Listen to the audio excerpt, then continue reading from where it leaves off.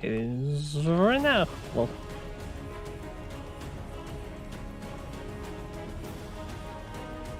a little bit. Okay, I need to.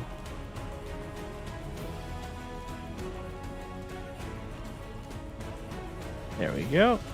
Share the link to the Discord.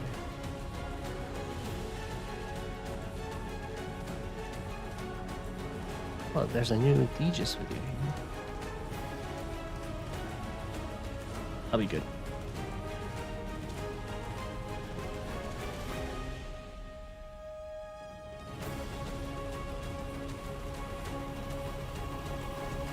First, nice.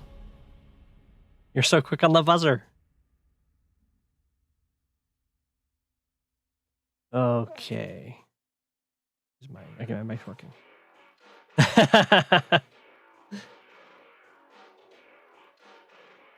Just barely beaten. I think I had a game just finish.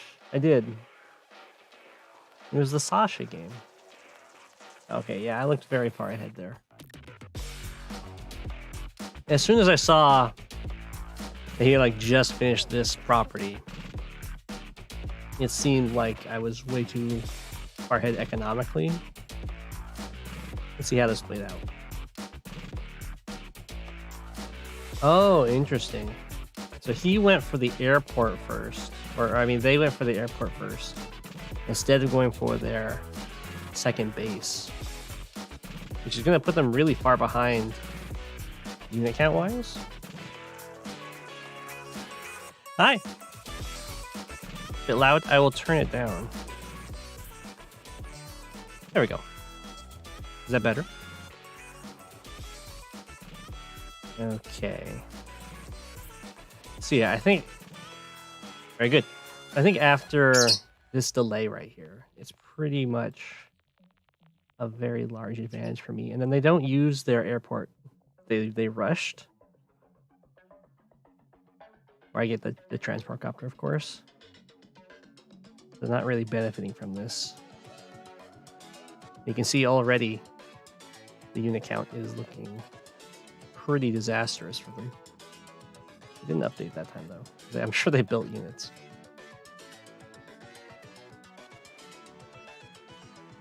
Yeah, so they're ending their turn behind in unit count. And of course, the way that the first turn advantage balance works is both players want to be ending their turn half a turn ahead in every metric. So McFluffin would like to be ending at 17 to my 16, for instance. You hate this map so much? That's understandable. It's kind of wonky. I like how good it is for transport copters. I think the transport copter down here was a mistake, though. I should have just built 2 up here.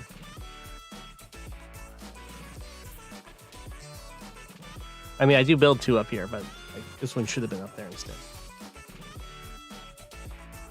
Because all this does is boost this one guy. But the transport copters up here have a lot of duties with the mechs later on.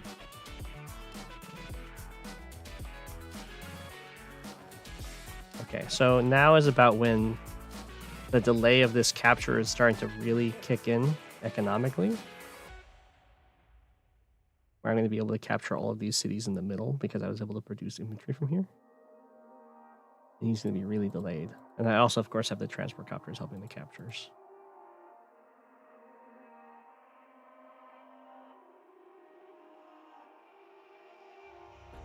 And I did go for this, and I remember at the time I was thinking about retreating this infantry, but due to this artillery being able to make it to this forest and lock the city, I was actually able to keep it when I didn't think I would. That's also due to the fact that McFluffin wasn't quite able to get enough infantry over here fast enough. Yo, Chantel.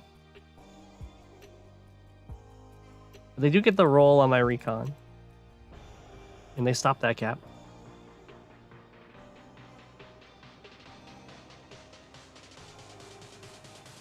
Even though I just lost 2 units, I'm still even at the end of their turn in unit count. It just goes to show how much delaying the space hurt.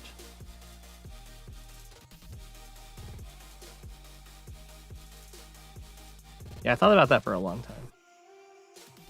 You want to see them all move at once? Okay. Yeah, I know the transport with the infantry, how it lines up.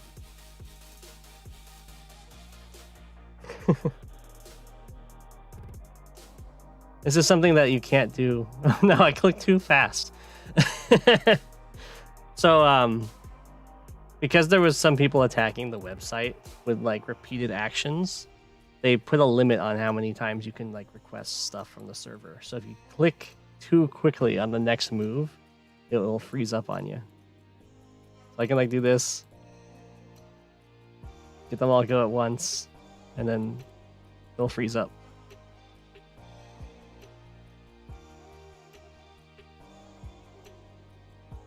You can just see that I'm, yeah, I think it was just because of this, mainly because of this base,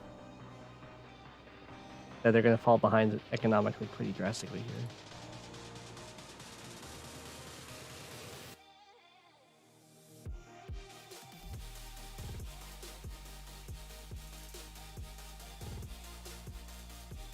And then it's really hard to fight against mech spam when you're on one base. And like the transport copters are set up and they kind of get dropped off in a really nice location. And because I can rely on mech spam up here to kind of push in this general area, I can invest more out of this airport and base to fight off his 2 base and airport. Also making sure not to overextend, because every unit over here matters a lot more. I think I even bring some guys down.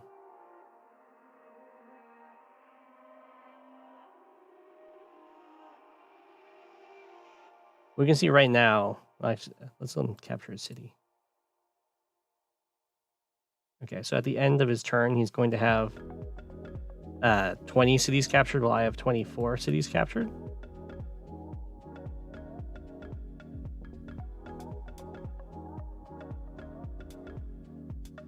It just demonstrates the power of increased unit count and being able to have a better capture game because of it.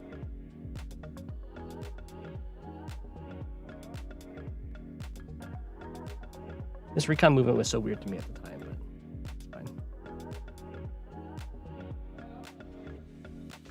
The mech train is up and running. Get that frog.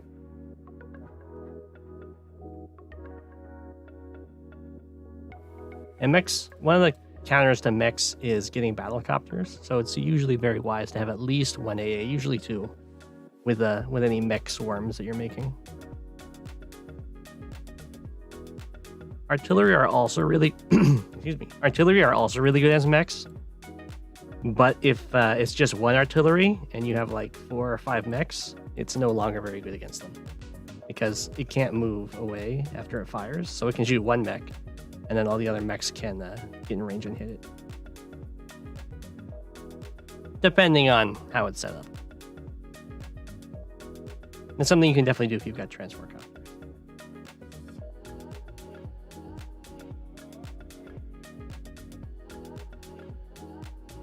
Yeah, he could have freed it. He got trapped in there. Let me go back to that, though. So he could have freed it if he attacked this infantry with from the mountain, and then this guy from the forest would have killed this, and then his tank would have gotten out. But the 3 health was just too tempting.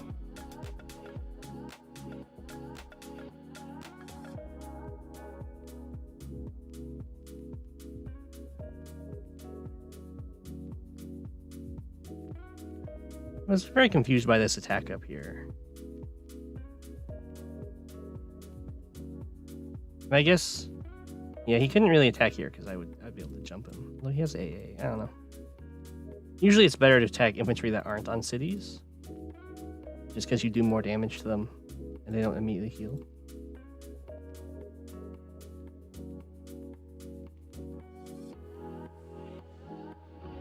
And I had a lot of mistakes here on the market crash turn. Like these 2 attacks I should have done before market crash because I didn't need the power boost.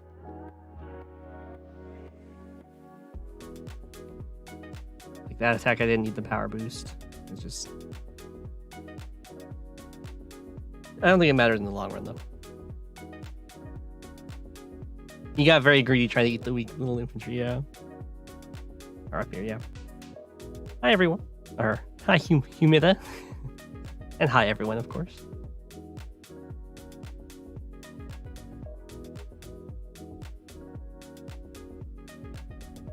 So the map is definitely formed into 2 fronts here. And on this front, he's fighting now just with infantry, which is really tough against 2 base and an airport. And down here, he's investing all of his, or they're investing all of their money in vehicles. But because, of course, I'm relying on mechs up here, I have no trouble matching the investment down here, especially because, of course, I'm ahead in economy. You can't help but notice McFluffin. Yeah, it's a good name. But this is like the standard strategy in Fog is that you invest almost everything onto one side and try and win there. You think yours is a better name?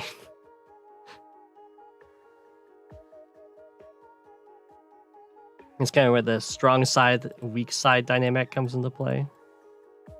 And you do that in Fog because it's a lot safer to fight with all of your units in one place. Because the worst thing they're going to run into is someone else who's also invested everything into that area. So you won't be able to get outmatched like that. Where like here, I kind of have it split a little bit, so I could, in theory, get outmatched. But I'm not overextending over here, so it's not so bad. Do you guys have a feud?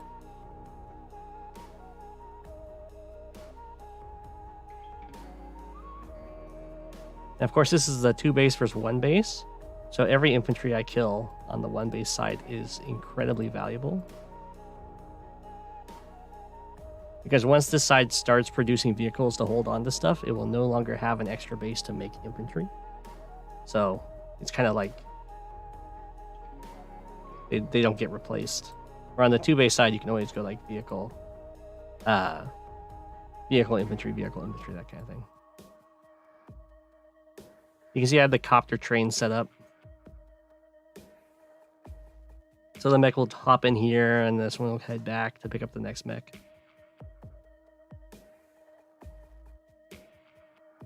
I think it's very strong on this map because this is, of course, an infantry-only base because it's penned in by the river and the mountain. So might as well make it a mech-only base.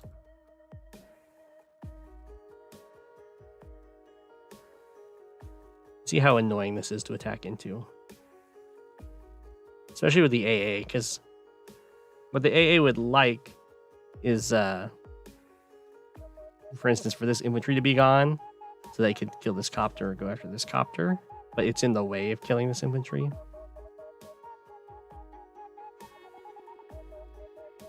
So instead it goes up here for this one. But that's covered by artillery.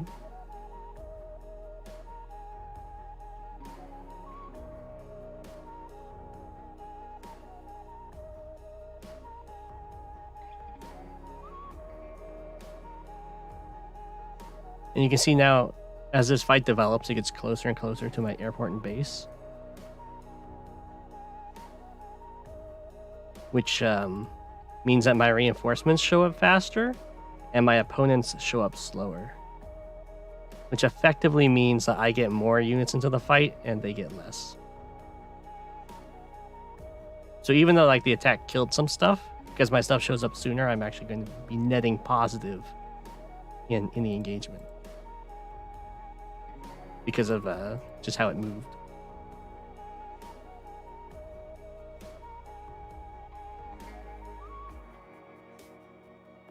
And just a bunch of little 2-hit KOs. It's very important to kill off the infantry on the front lines. They're the hardest things to replace because they're so slow. And you want to damage AAs as much as possible, of course.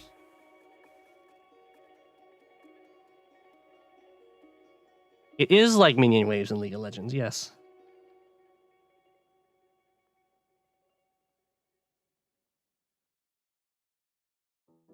And you kind of need to manage that. You don't quite, well, you kind of have towers, but not quite the same thing. Over here, I'm also overextending. But it's a little bit different because I've seen that most of his investments down here in this attack. And I have just an overwhelming number of units up here now. And there's the mechs summoning the copter.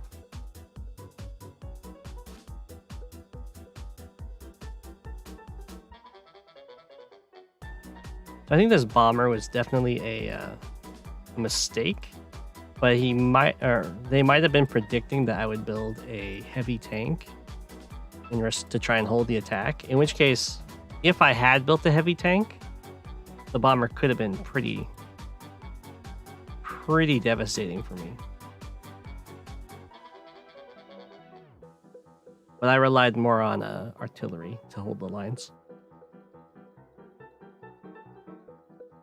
Which I think is definitely a lot safer given the forests and these mountains and these cities.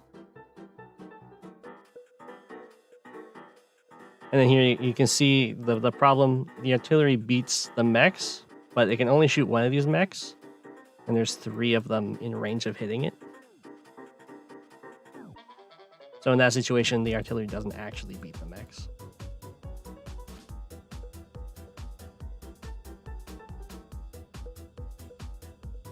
And then putting the medium tank on the city, I'm pretty sure he knew this artillery was here. So it was an odd choice.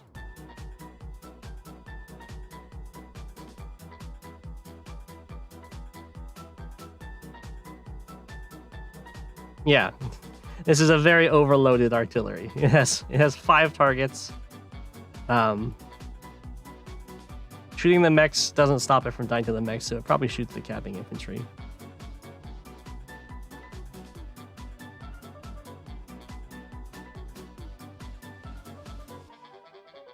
I didn't actually see this turn. Well, the bomber going in to kill a recon is pretty rough.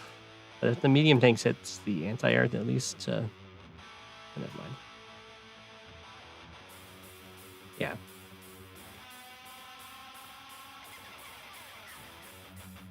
I think that's a fair design. The pressure up here is just getting way too strong.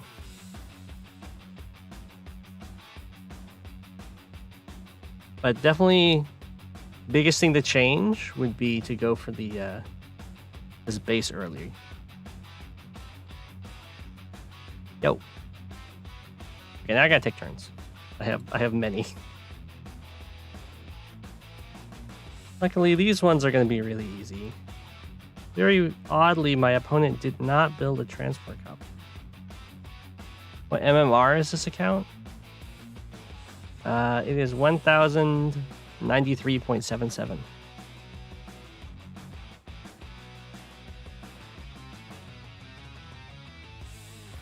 I think I want to go here, right? 1, 2, 3, 4, 5, 6, 7. I can drop off. All right, yeah. So the goal is to drop off in the center, and then you can go over here and bring someone over to this island. I think.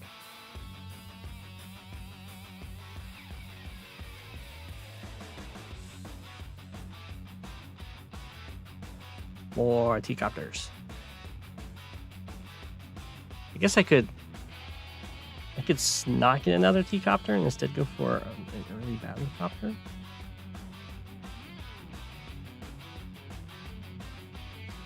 I feel like the T-copters are too strong early.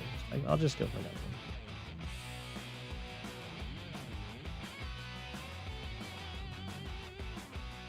one. Might match up.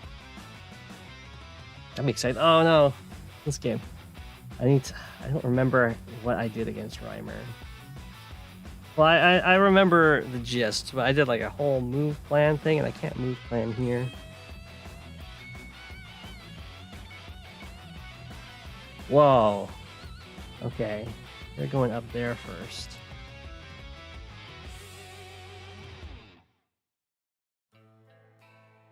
I think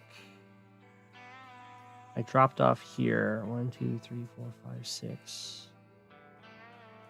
1, 2, 3, 4, 5, 6. 1, 2, 3, 4, 5, 6. Drop off. Yeah.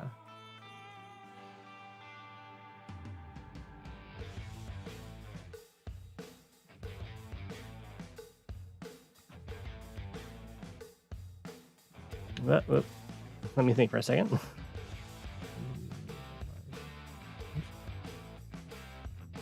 I could drop off here. 1, 2, 3, 4, 5, 6. 1, 2, 3, 4, 5, 6. 1, 2, 6. Drop off. I guess they're in the same number of turns, I think, right?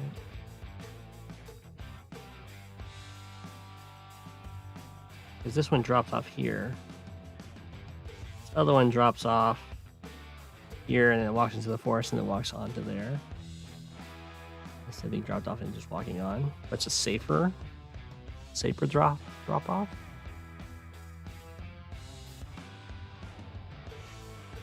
Why is there an artillery in the ocean? I know. I'm going to... I think this is not what I did last time, but...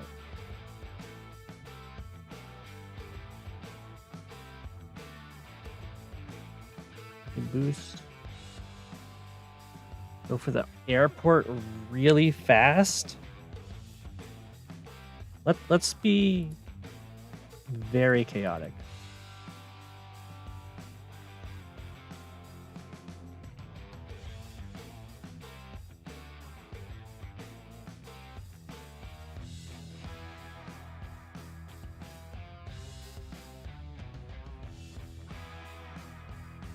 We are going to be Comm Tower Rush, Airport Rush.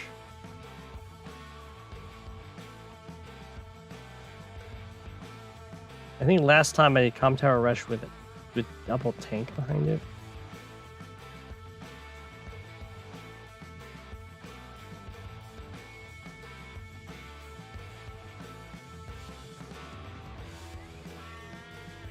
I got a message.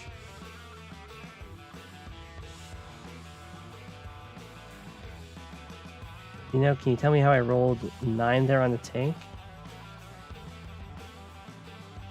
Oh.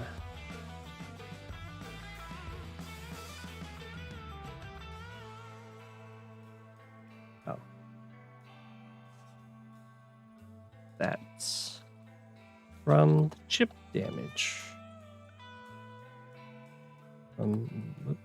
That's not a P. Attacking the infantry. The numbers shown are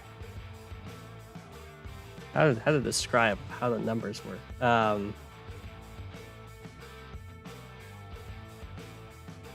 They're rounded up multiples of 10.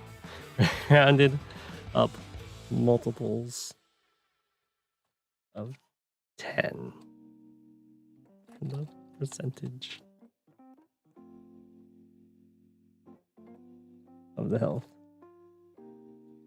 The numbers shown are what matter for damage dealt,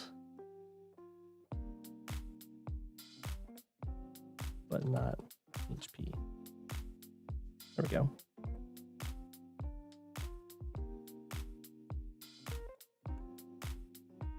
Okay, so let's take this comm tower. Let's take this property. Take this property. Let's watch the replay again. Okay, he did not go, or they tasteless 1979 did not go for this property, which is good. We'll take our already shot. We will build this infantry. Probably retreat with this tank. Probably to here.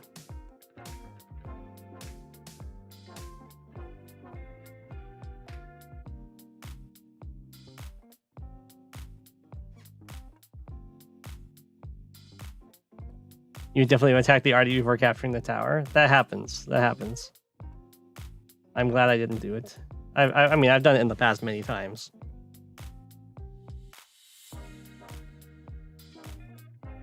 I want to conserve. I think we just go for this. Ooh, nice. I did not get chipped down. Go here, just in case somebody steps on there.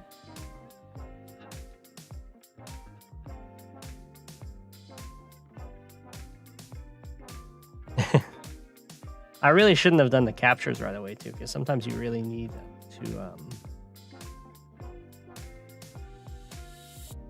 to wait on those. I have a choice of if I want to focus my artillery together up here. I think I want to bring it down here though.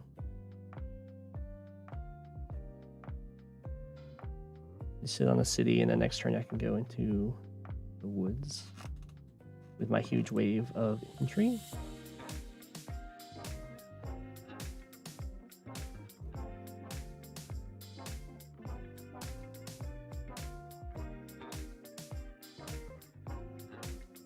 Go like here.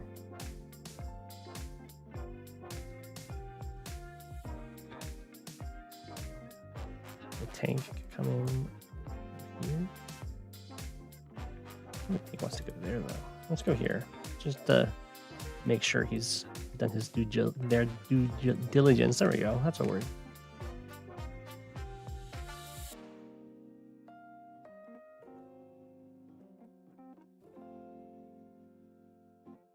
Let's just keep. Oh, you won't be able to guard this guy. 1, 2, 3, 4, 5, 6. 1, 2, 3, 4, 5, 6. I'll be able to guard that. 1, 2, 3, 4, 5, 6.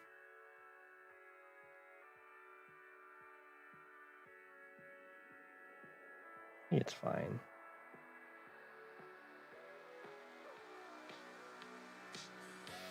I'll just go here.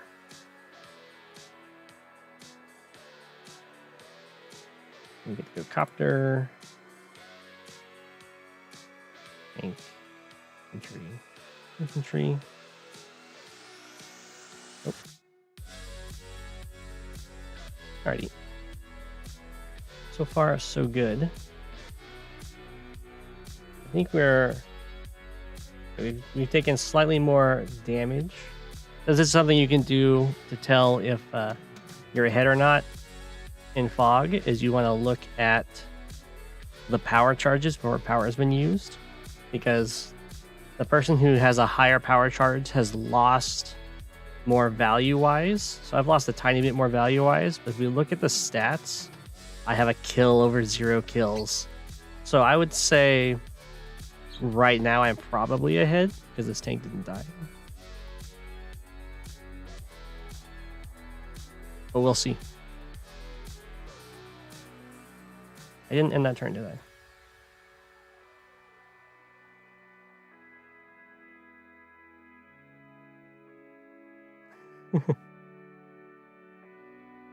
Exactly. Oh, this map.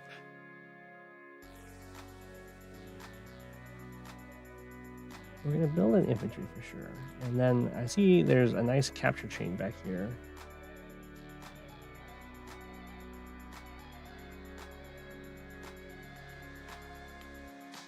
I could go here and capture chain just a little bit slower. I go down to here. I go here. I mean, I think it's probably better. That helps me contest this city. And if I can't contest that city, I can take that city.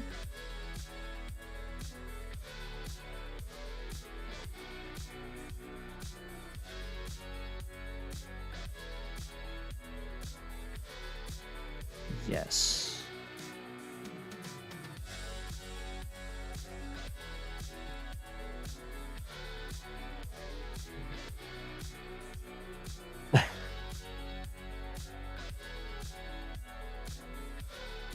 No worries, just taking the stuff next to you is definitely the safest way to play, and it might even just be the better way to play. But if I don't go for the stuff next to me, I'm making the game sharper because I'm going to have more stuff ready to contest. see. Okay, he uses his power in response. Okay. Came in, beat up my poor copter. Did that capture, got that guy. There's a tank in the forest. Went after my poor artillery. Starting those captures. He's diving in deep over here. As I expected, which is why I blocked off his access to my anti-air. He's picking on those guys. He's really going in with those tanks. I feel like that's just such a dangerous thing to do. I have some fearsome artillery here, so I don't want to let him have this city. I'm going to definitely interrupt over here. I'd love to wall in his tank. So I'd probably do that with the transport copter and this 1 health infantry.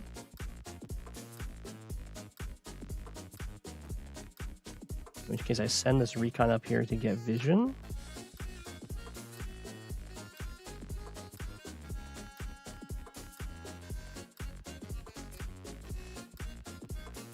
Okay, so I can just attack over here.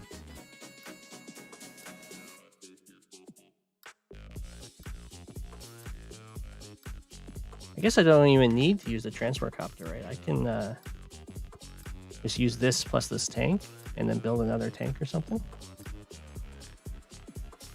Oh, thank you. I'll have to get more music.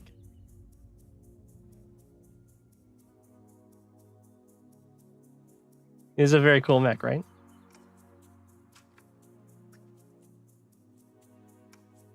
So we have a bunch of copters. I have a weak tank here, so we definitely shoot the AA because the copters aren't going to be good at killing that.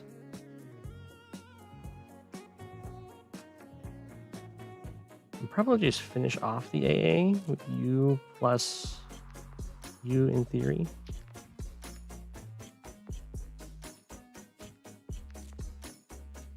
Okay. And I can. Oh, I don't know if my tanks can double kill right now. Yeah. They might be able to do it with this tank. It's because he has his power up, so he has extra defense.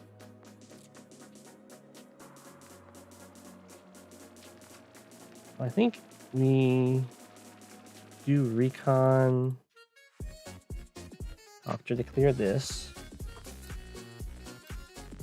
I need to bring this up to guard this guy because he's a tank here. It's going to go after this.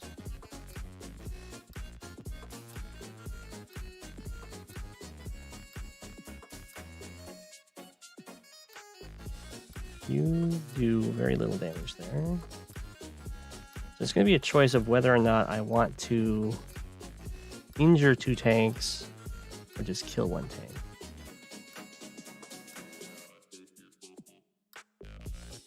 I think I want to just kill.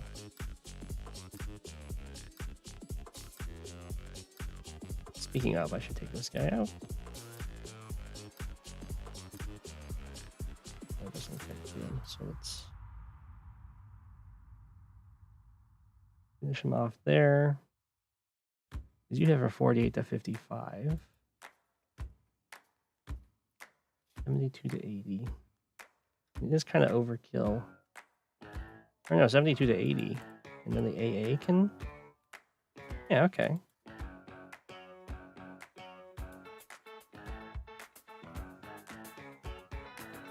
Oh, the AA can go for that. Oh, no, the AA can't go for that.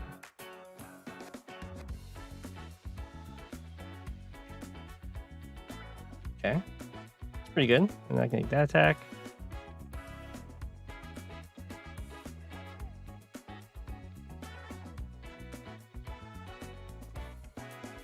Over here, we have like copter, copter,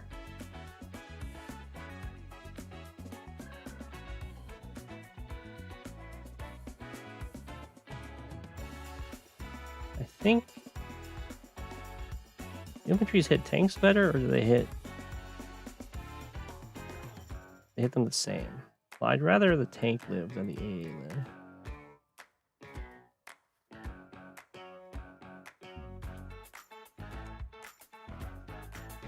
Okay.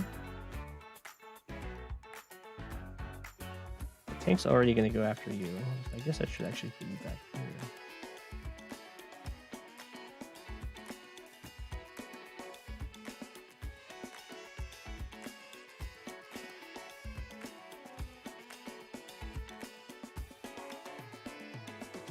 Okay. And then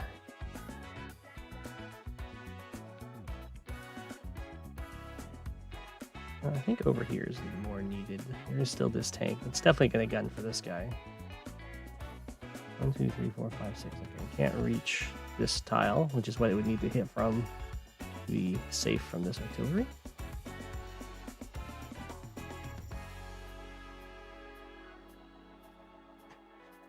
You draw the line there? So drastic.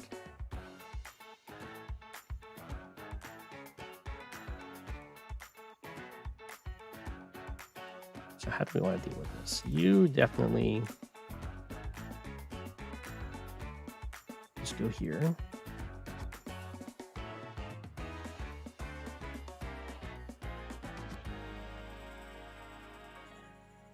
One, two, three. 1, 2, 3, 4, 5, 6. Okay, now I can no longer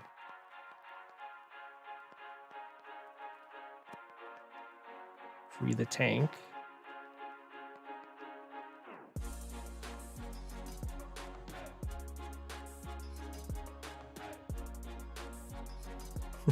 I don't even like get a very positive exchange here. I could just block it off and build a medium tank, I guess.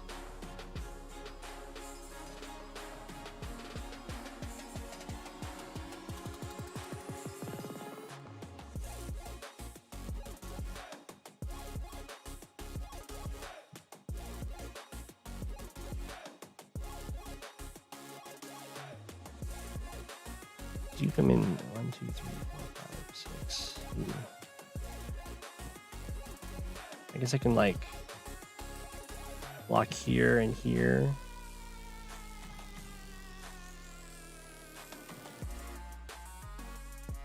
Should be good. 1, 2, 3, 4, 5, 6. Yeah, and then you go here.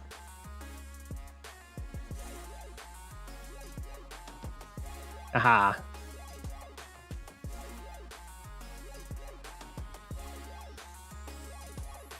Now I don't actually need, because I can trap with the tank, I guess.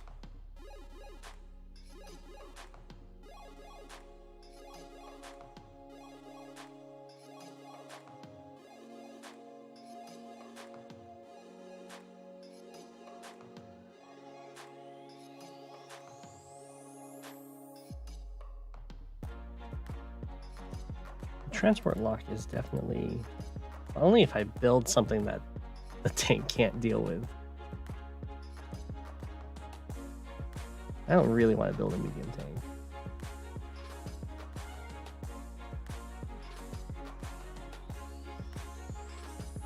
But this, I could also just delay, I guess.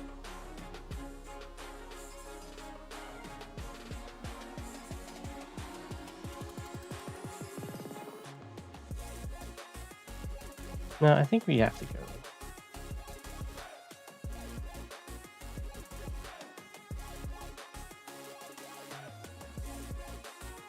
Yeah, let's just go for this. Build a tank. Build a mech.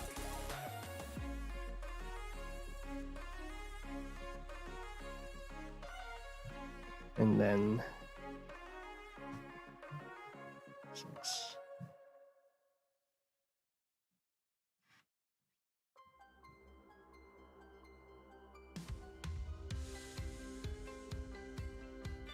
You walk there.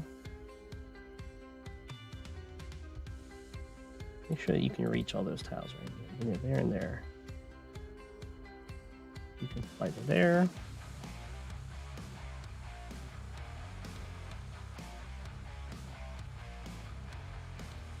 Their infantry. Oh, you haven't moved.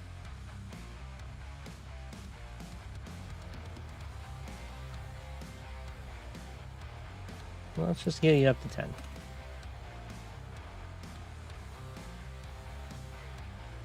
Oof, oh my gosh.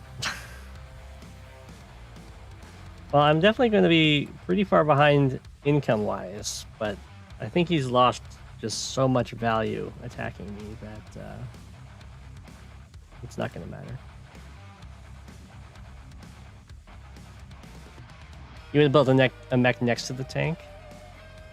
Well, I didn't want him to... I guess, yeah, I could have just double mech'd. That's probably better, and then just build another artillery.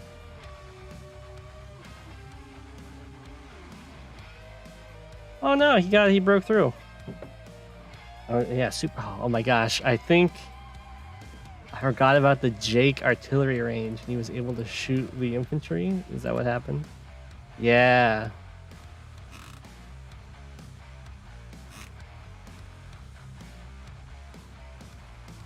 A pow. Oh my gosh. I lost. I had like almost the exact same kind of scenario happen to me against LVJD.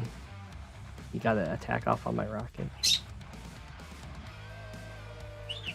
But this is looking totally fine. I'm not too worried about that.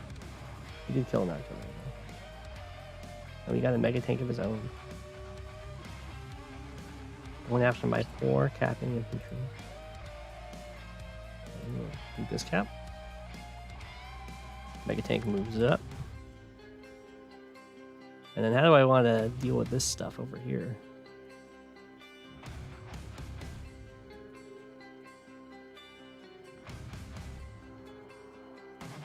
Here's a super.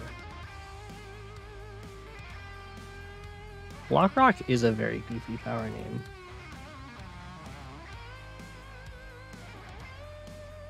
I can just build a bomber.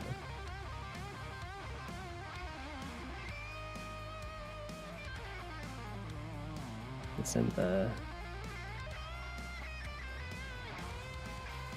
tank back, probably. Let's start our captures over here.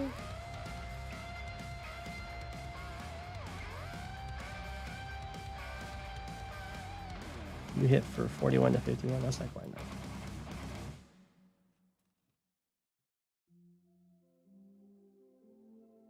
Big ol' smack.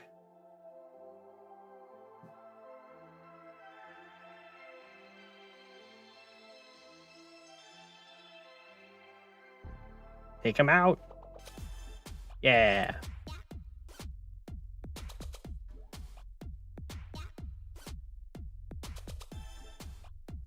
And I can just kind of send you over here.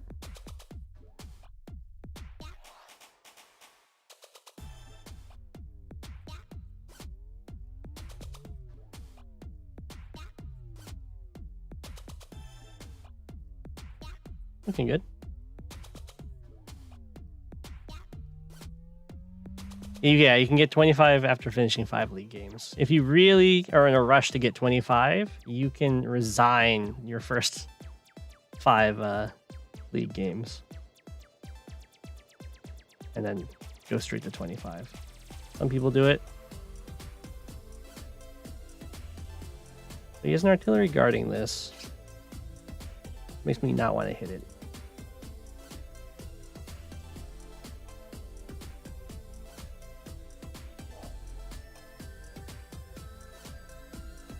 I do kind of want to free this tank.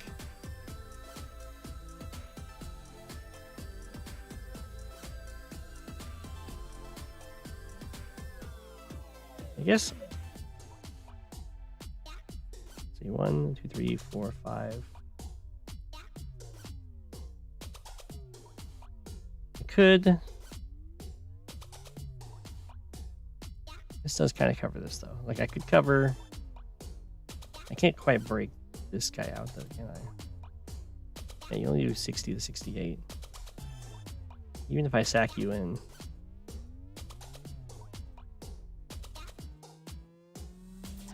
I guess he's overloaded. Yeah, we'll just go for it. The worst thing that's going to happen is it's just going to give me my power charge a lot sooner.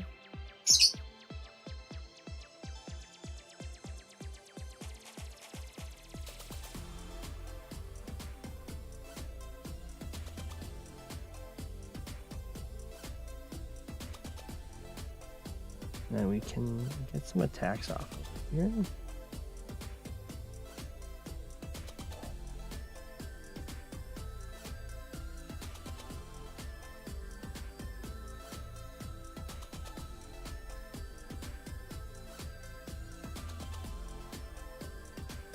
And then we buy a bomber.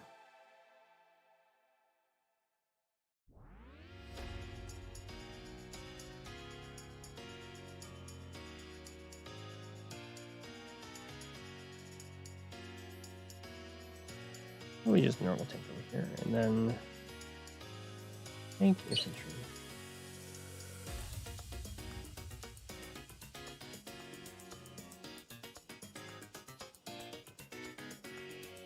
Good old Drake bombers.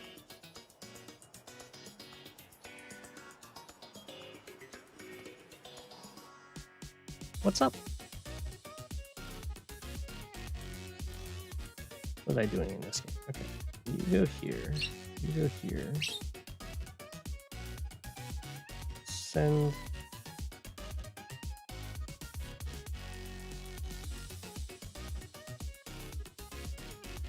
Maybe to the airport first.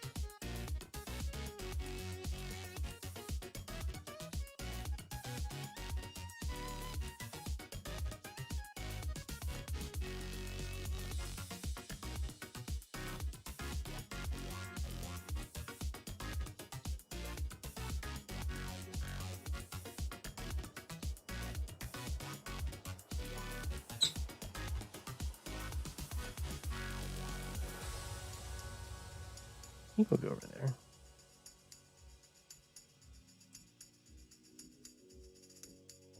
Now, I think because it's this map and I did the little city skip over here, I should go for this. Otherwise, I'm going to just fall too far behind in the early game.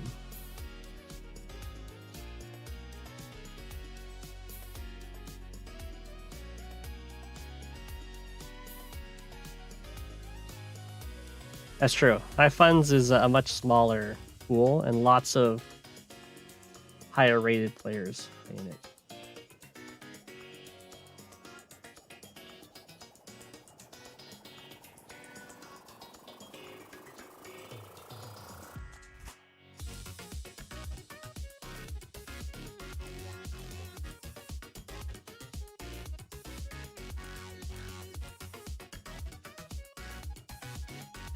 Let's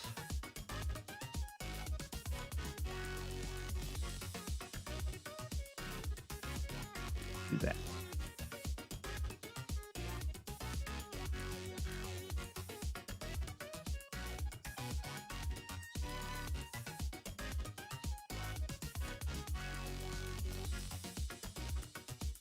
I'm all for this people.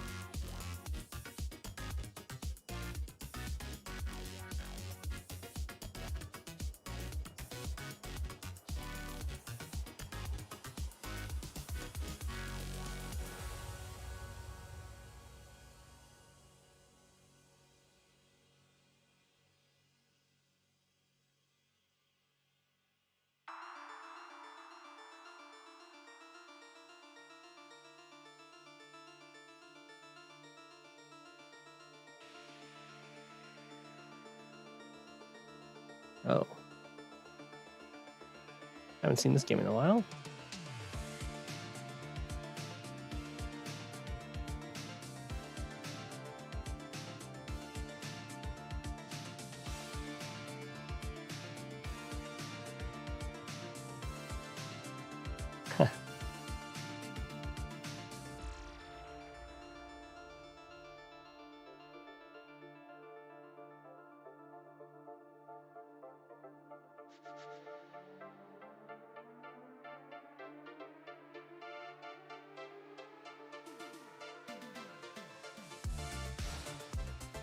So far, so delayed in the capture game over here, my goodness.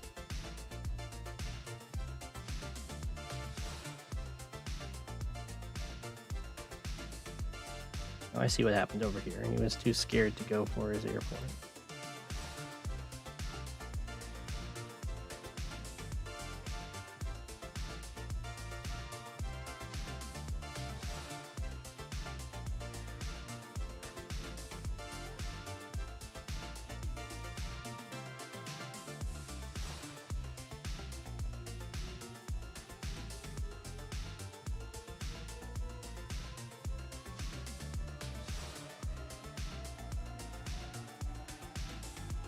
We just sit here. Bring the tank.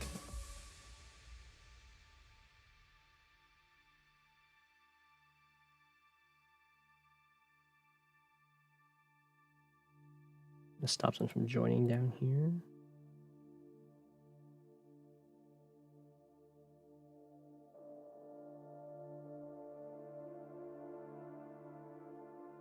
We want another infantry over here.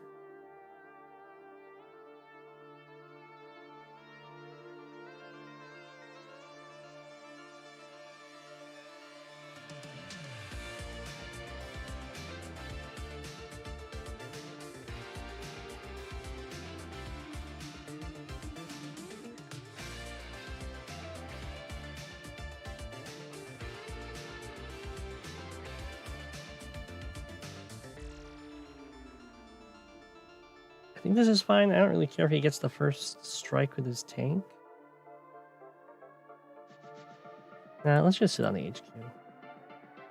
It's a little cowardly, but it's okay.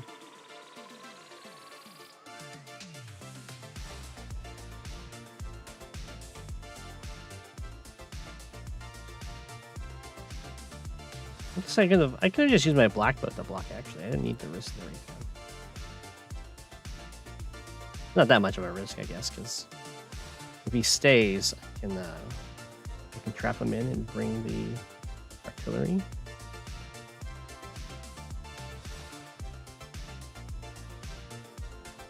I can just like block there. 1, 2, 3, 4, 5, 6, yeah.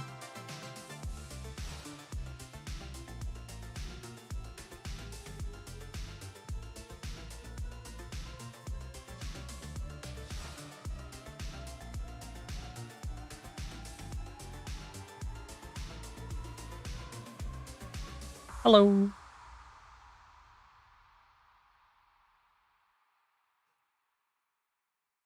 Yeah, I don't know how long my win streak is on my main. I've had a few long ones.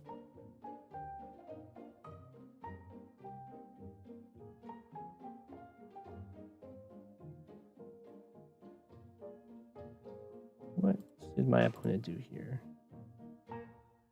I think Inkagark's on a really long one too.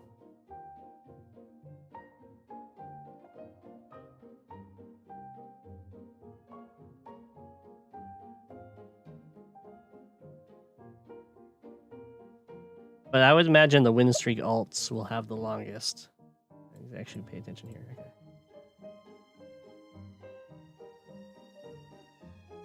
Retreats. It was the recon in those woods.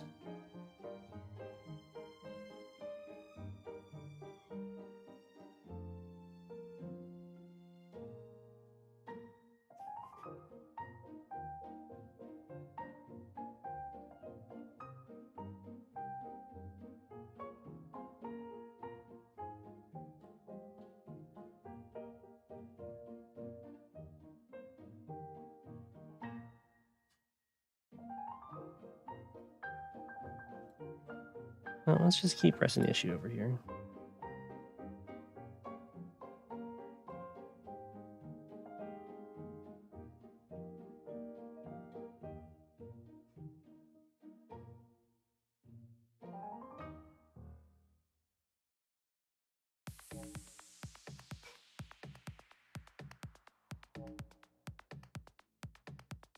Do I go? Let's go here.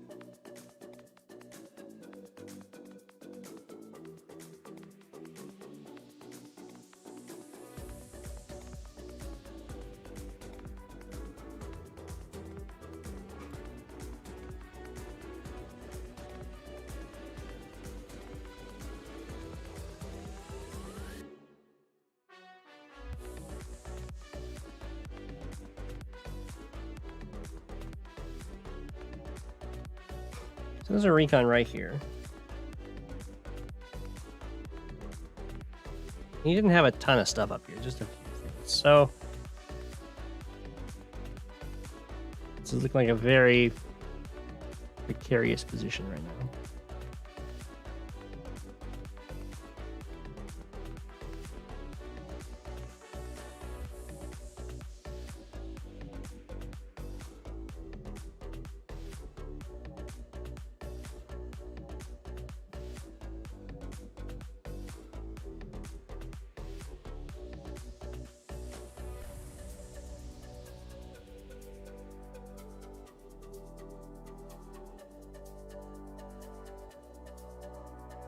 Yeah, there's been a bunch of win streak alts. I don't know which one's had the longest. Well, I would expect maybe like 4 tanks over here. Recon 4 tanks, maybe an AA on the way.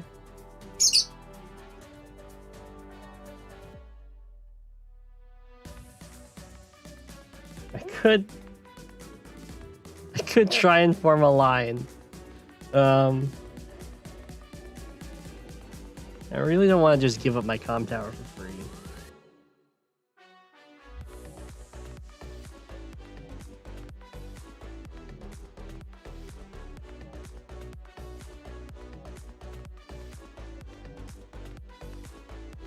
I can't stay here.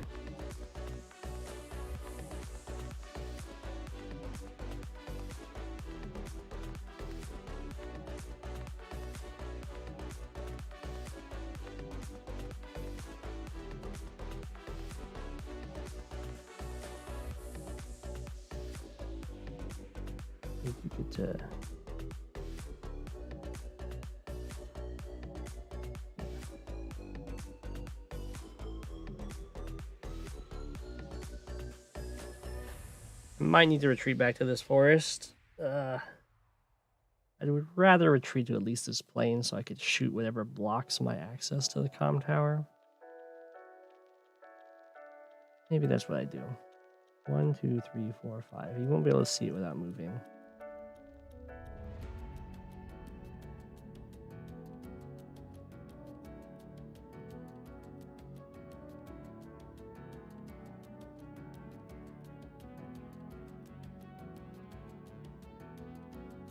That won't let me get my comm tower, or like if he puts a tank there, I just get a free shot on the tank, but I won't be able to actually save the comm tower. But maybe we do go with a big old line with the artillery here, infantry here, here, here, here, here.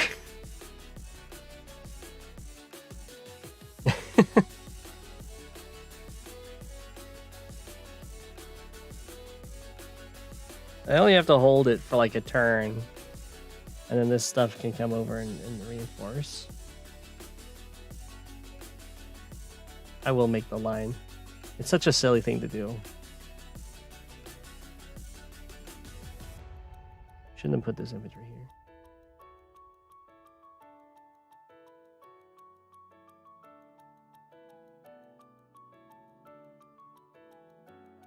All right, everybody. Oh no. Oh, no, it works. It works. For a second there, I thought you couldn't reach. We have made the line.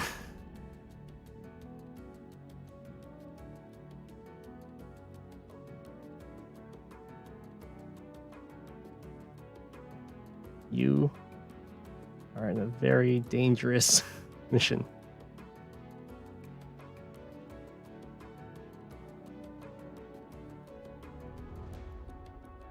Can't just drive around that.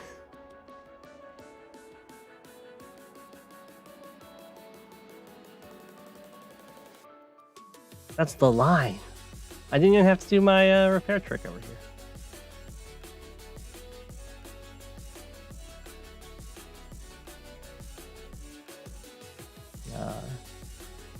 You poor fool.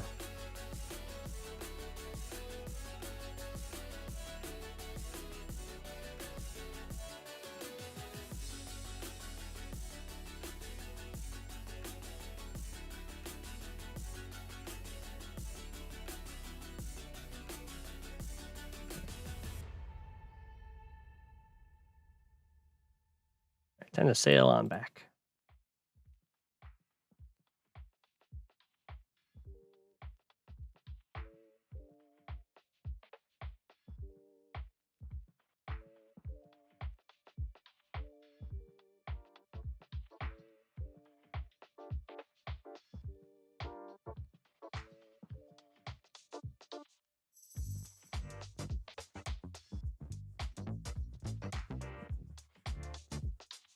We can send this into the middle, I guess. And just too much value going over here.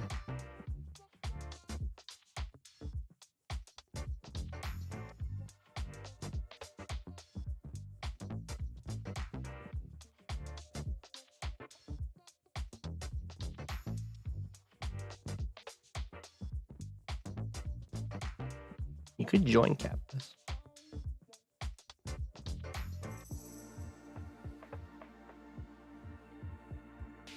Ah, an easy turn.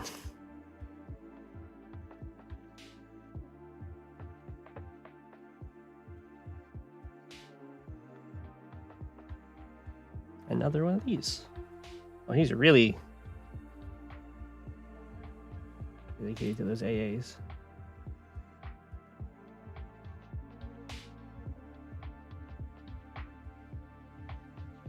That's, yeah. All right. Well, probably fire on this one, hit this one.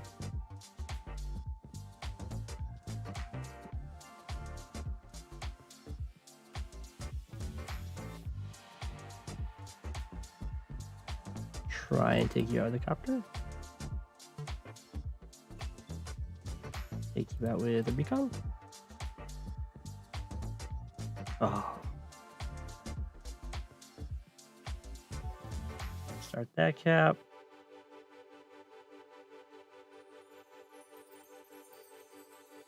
Trap you in.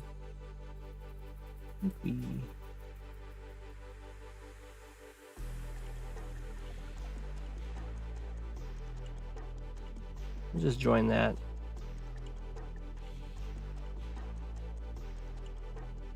I will trap it in.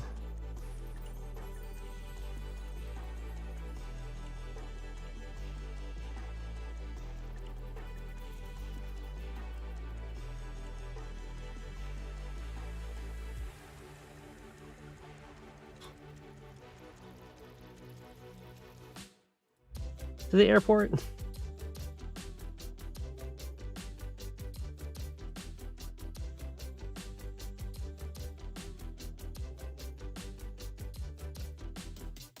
And then down here.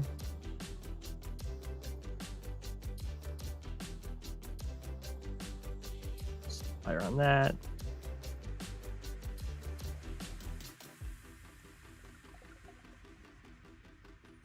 Get out, take.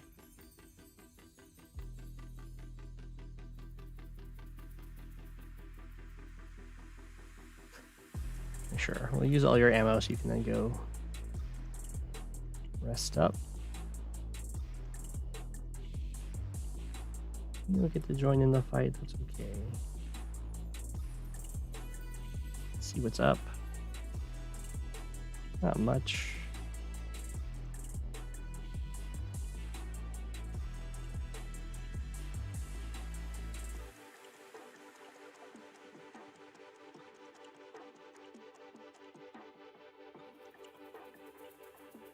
Be a very juicy target. Let's go over here.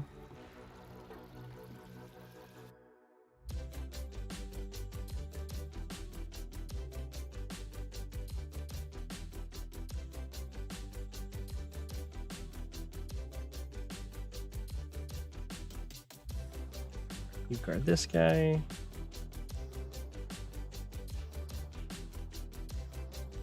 Probably send you up here. I just need you to not be in range of this. I'll send you to here.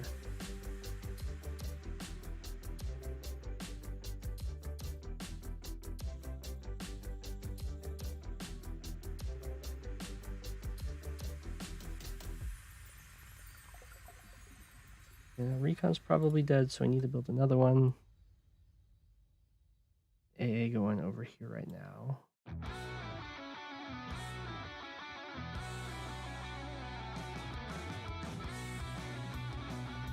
I think we'll do this just to be safe. Let's start this capture. I should start that capture. It's a lot of pressure.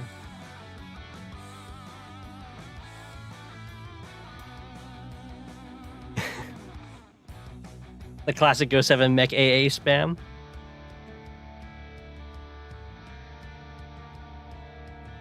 I have artillery, I've got AA, I've got battlecopters, I've got mechs. It's a very fluid spam. Lots of different stuff.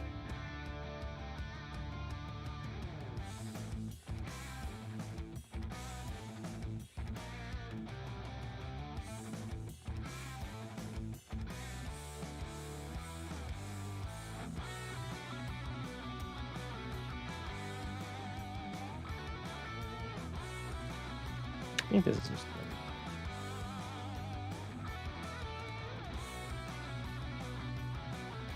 I haven't done this opening in so long.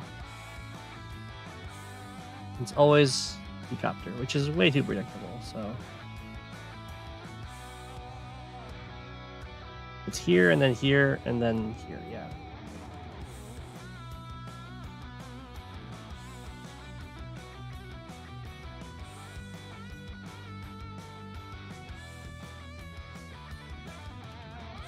Ah, he's now also building medium tanks.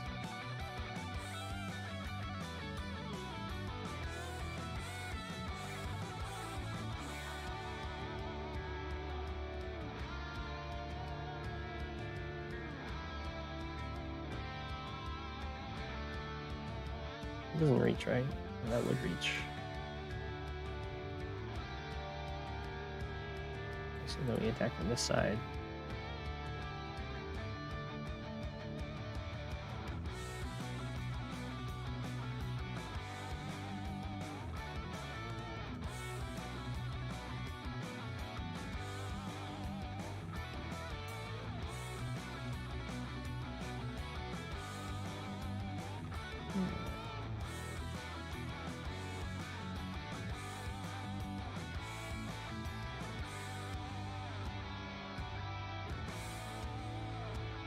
Reach that.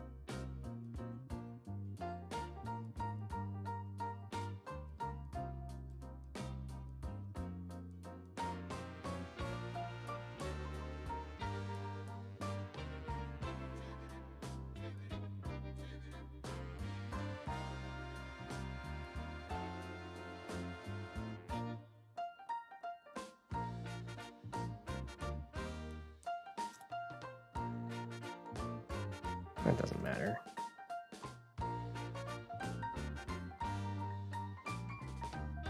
Yeah, go here and then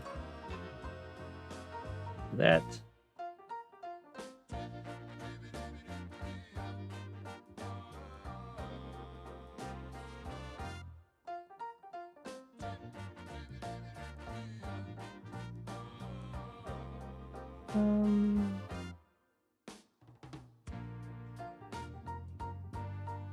Tank can just take me out. Not worth. There's no way I can stop that. Could take his stuff over here.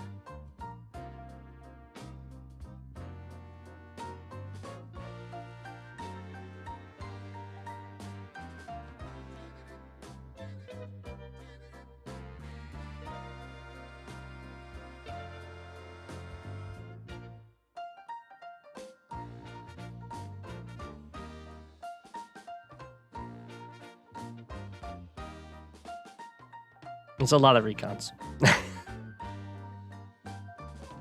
Yeah. My opponent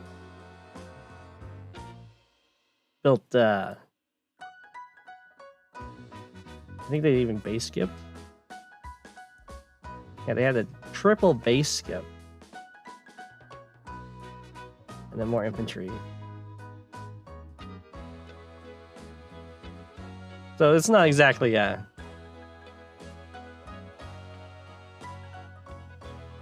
even game there. But that's why the recons are just running rampant. Okay, I've taken these turns. Oh, we have a new game. Who should I play in standard tier 2 on Amber Valley? I don't know if that must be a 700 player. Yeah, they're new.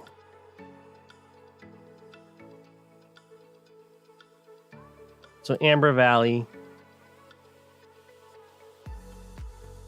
tier 2 in standard. Sammy, okay. Is she any good? I guess I'll find out. I haven't played Sammy in standard in forever. I was gonna spam recon in his next game and wonder why I lost. No.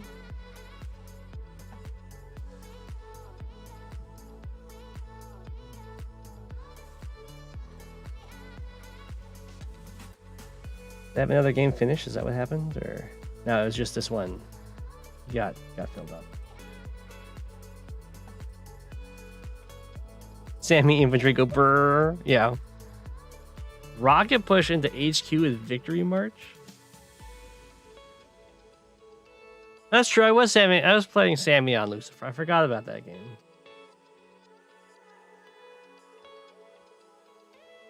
I'm actually also playing Sammy in Shadows Chase You Endlessly. Okay, never mind.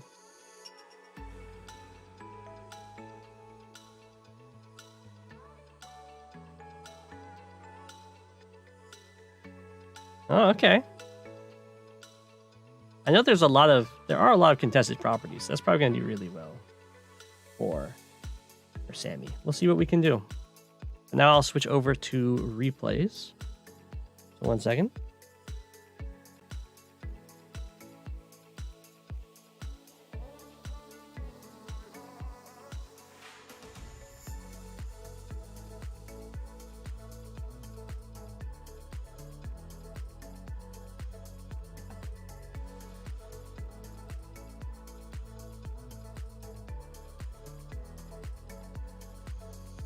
Okay. Woohoo! We're back. Decop your chain. Okay. We've got a few replays sent in here. I'll see how many I can get to. I think I owe...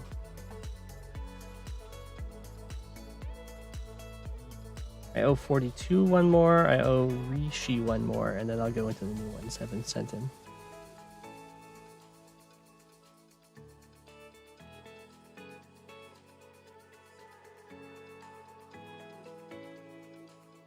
Okay, let's do this one.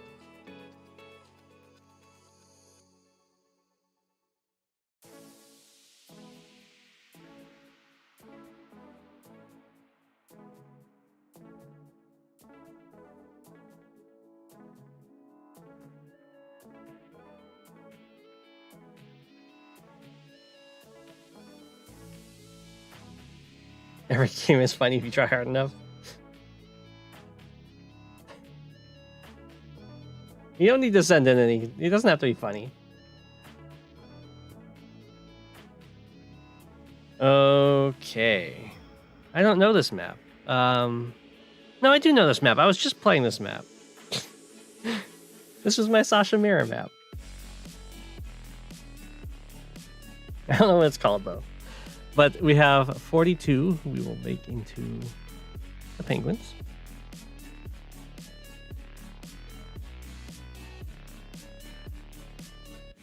Hawk against Von Bolt. This is a classic matchup.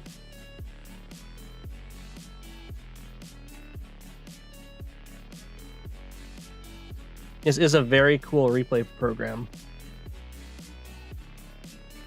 Actually, I think I have a link in my description to get it. It is free. It's made by a member of the community. So far, this is looking fine. Ooh, it's a little iffy to go up here first, but I understand it. These property captures are pretty safe to get, so you can delay them.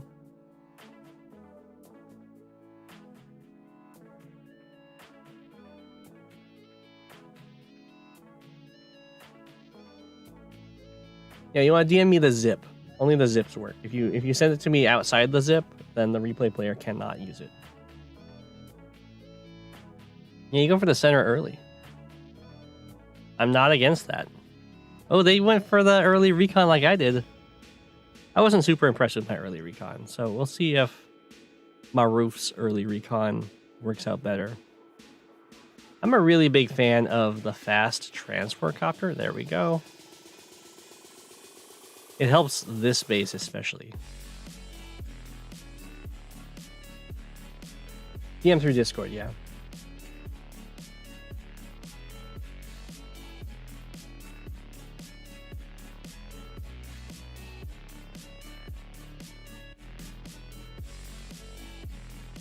Hey, this happens a lot on this map. The 4 in a row. Oh, interesting. So, in this case, I would take this infantry. I do want that to stop. Okay, this infantry to hop in here first, and then you can drop them off here, and then you can boost here. Because the infantry you drop off in here can walk and take this capture.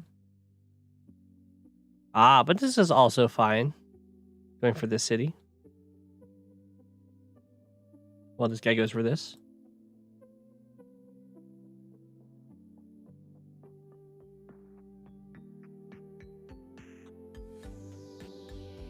Ooh, very aggressive recon.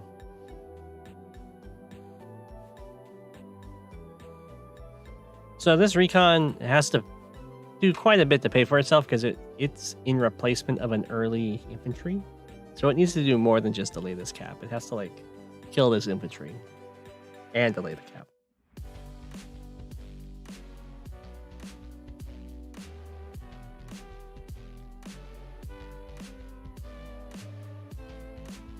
The left factory can still do that move. You mean going on to here with the boost? Yeah. But then so they got boosted for this property. It's fine.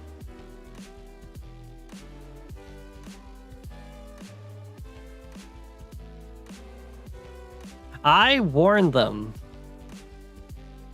I warned them about the HQ cheese. They decided not to put a black boat on there, but I told them in testing, I was like, you can HQ cheese this.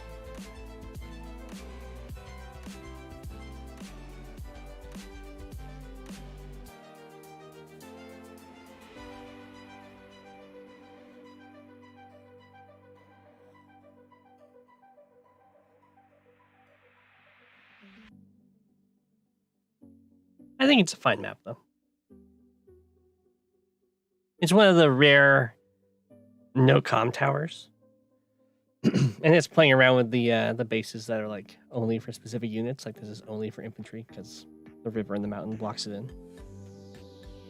So we can see currently the capture game's looking pretty even. But it looks like Maruf is going to fall behind very, very soon because they have no presence in the center here. Their infantry are way back here. Where 42's already got these lined up. Oh, and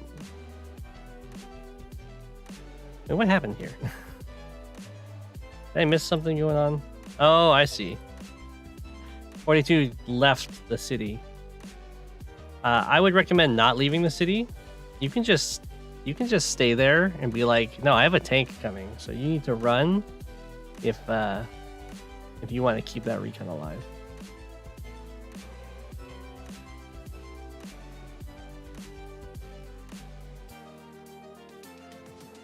Because it's not like you're gonna run out of that many infantry over here. Like, he kills it, you can just replace it very quickly. Ooh. Tank copter on the weak side. I'd be more in favor of getting an artillery than a tank. Because a tank kind of is giving me the impression that you're expecting to push out. The penguins were replaceable. No. I didn't mean it.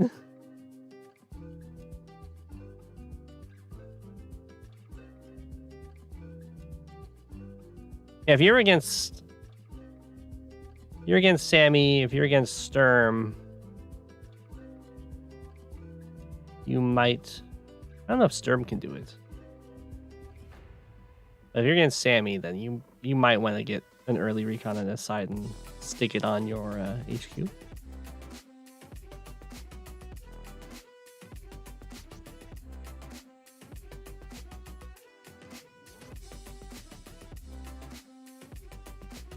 I like Sonya on this map.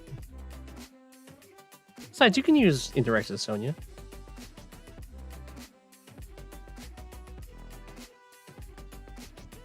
That is true. Andy is a very common pick here. I wouldn't say Sonya's bad, though.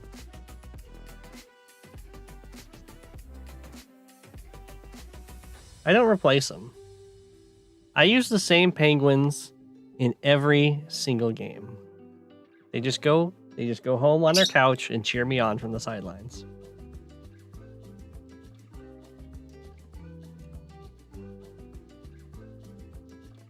So this is where using a tank and a copter to defend this side is going to be kind of iffy.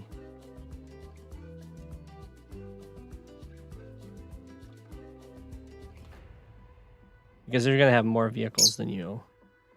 So if the tank goes out there, it can get first shot, and then of course they're going to have a copter, and they'll have probably either the AA would be like already on the way or just built.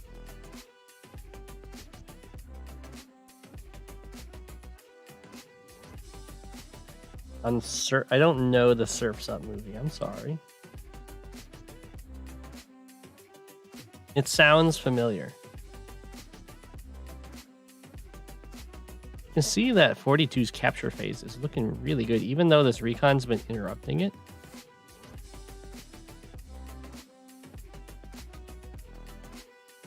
He's been staying on top of it.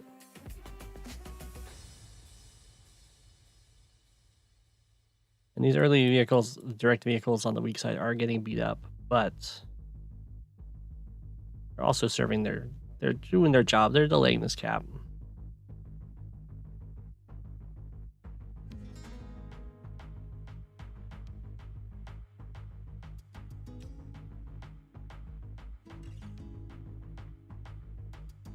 Not having an artillery over here is going to start hurting. Like, an artillery in this force is, of course, really good. Delaying this cap is really good. Have I seen the movie, The Movie?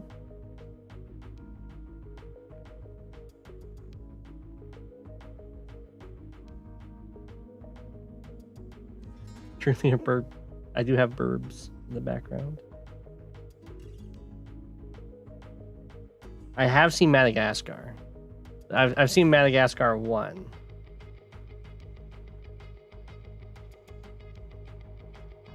This is just Von Bolt things right here. Making you feel bad for attacking him.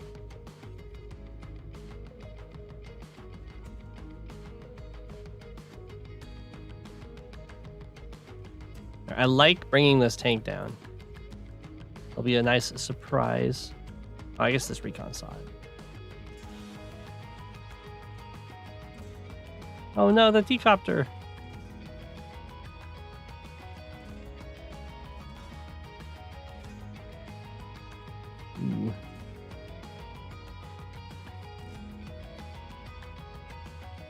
Okay.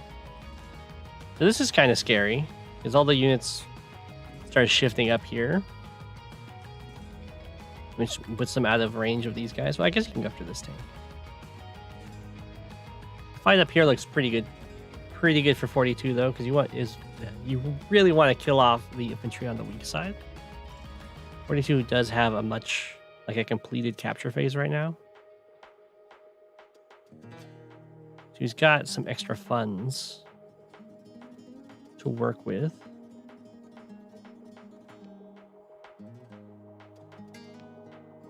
I do like this AA backing these guys up.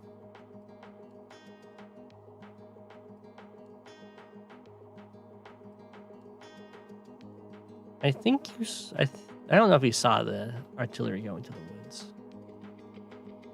This is probably a fine... Well, it's not that great of a trade because Mumble can just go back. I don't know.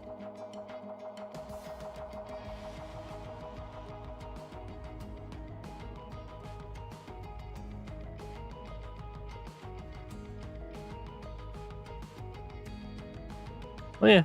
Well, he catches up this turn. You had a nice window of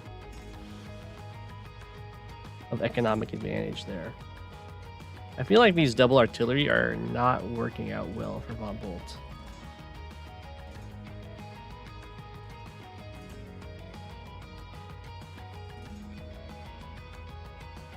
Never mind. They're working out fine. Ooh, a black wave.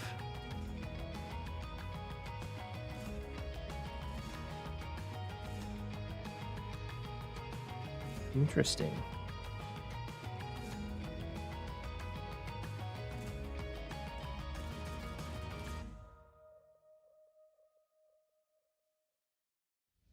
I'm not seeing what the black wave was for. I guess for that tank kill?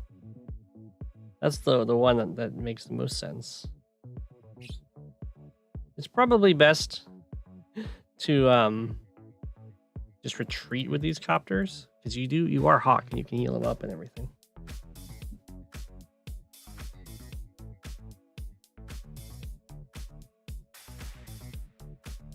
I'm not quite sure why the black wave, unless you're just feeling really pressured and you felt like you needed the power right away. I understand that. Usually you use it if there's a good kill that it gives you.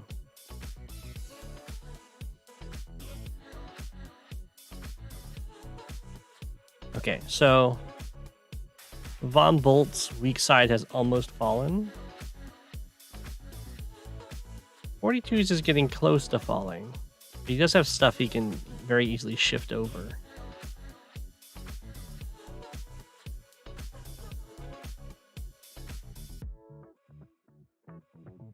I think, you know, it would do you some good though to just back up a bit. Like, there's no reason to send this AA to go against this 3 health copter attacking from the road. We're gonna send these tanks in, just back up, build some indirects, and let Von Bolt like crash into these mountains. Probably don't build a rocket though.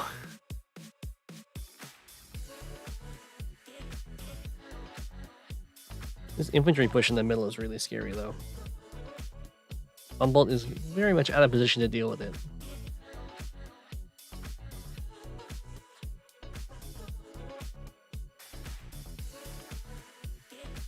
Oh, what a weird turn. I don't know how this AA got away unscathed. I guess it's just because you hit this tank and this one's not in range. Okay, okay. I mean, he definitely... I guess that doesn't even reach. Okay. A very slow push from Von Bolt.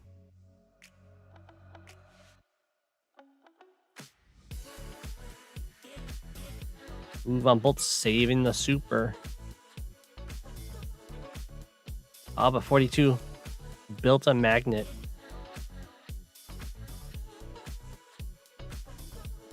And this magnet, there's a lot of these cities around, so they can just kind of move together.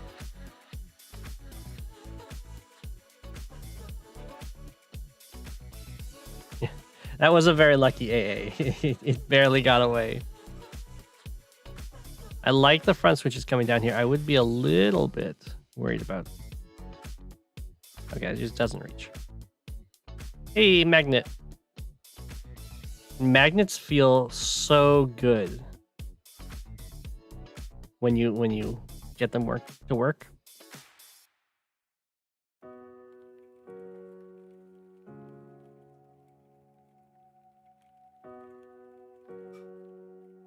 You would spam copter to magnet?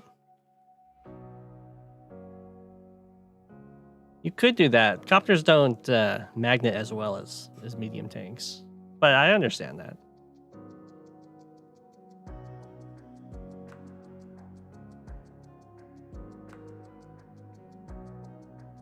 Okay, so while Bombbolt does have a very large death ball, it's moving really, really slowly.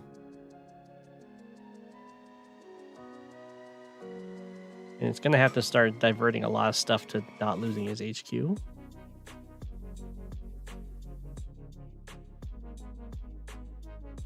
Although it has definitely started to be a very scary attack.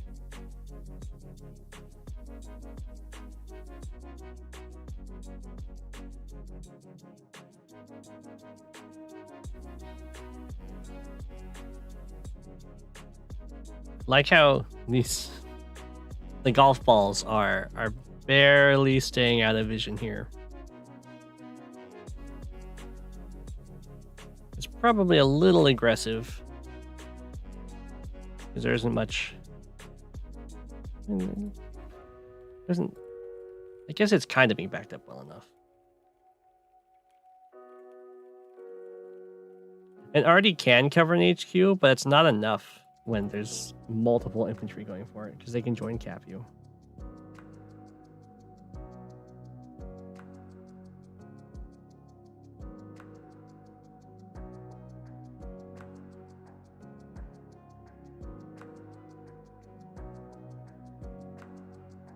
Maybe that's why he rocketed, yeah. That makes sense. It isn't a very defensive location. That does cover almost everything you need to cover on that side. I'm amazed at... I don't know how 42 fought this off. I'm not sure he did fight it off. I think Bumble just got a little worried there.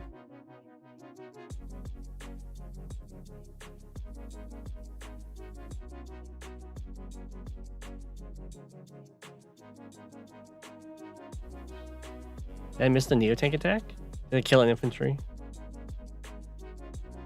It did kill an infantry. Classic.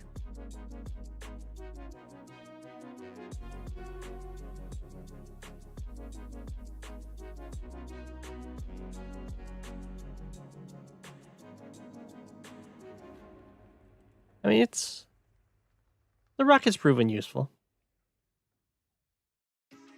It does have a very nice forest to hang out in the back, which is very good. Because otherwise, it can get dive bombed by copters.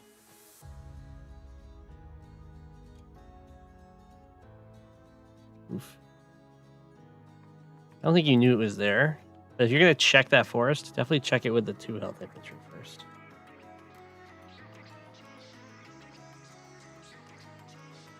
And then you also want to wall this off, definitely. With this guy.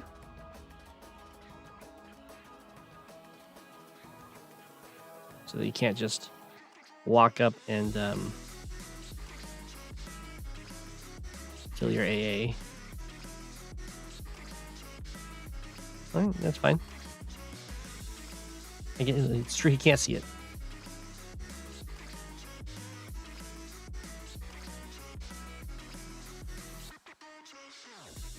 Didn't go for the AA. Interesting.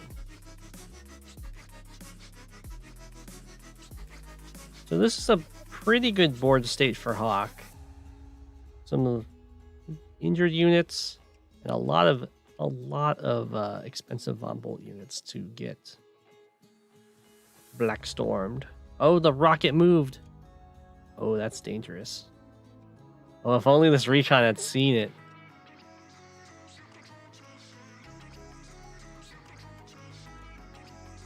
It's still in a lot of trouble, though, because there's nothing... Oh, the Neotank can reach. Never mind.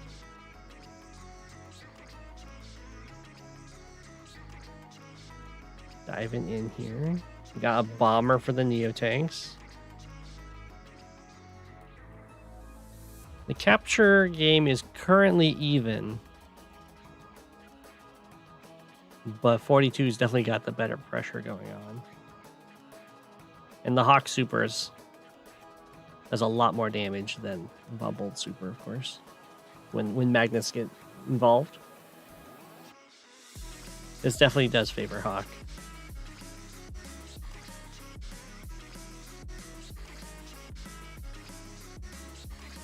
I think the city is his? Yeah. So now the money will start turning. Ooh. Neotank might be going down here. I like the bomber down here. And I think Von Bolt's already shown no AAs. Using copters to kill copters.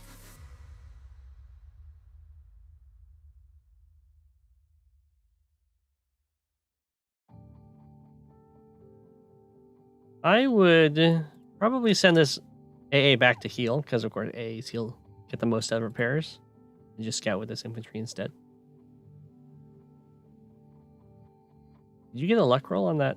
You did not. It's like, there's no way you got a luck roll on that.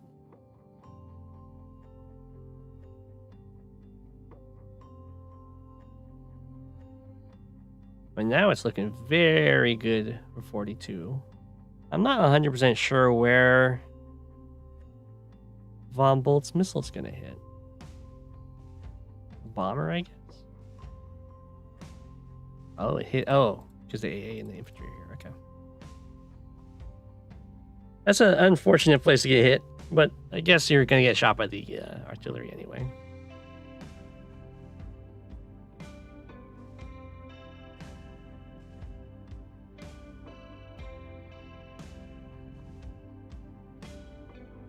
Had to anti-magnet, yeah. It would have been pretty bad if the bomber gets hit, because that means if an AA was in within 2 turns, you could get over there.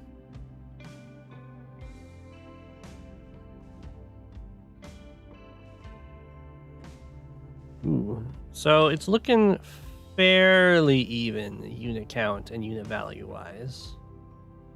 But 42 has got income advantage now, which is going to start being a very big deal because, of course, as the game goes on and more of these big units get built to fight each other, Hawk's power scales really well.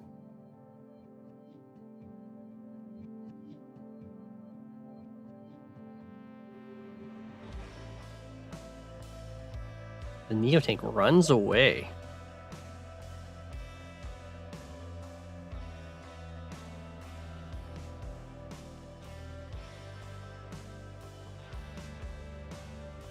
Okay. I would be very worried for this rocket if I was Von Bolt right now.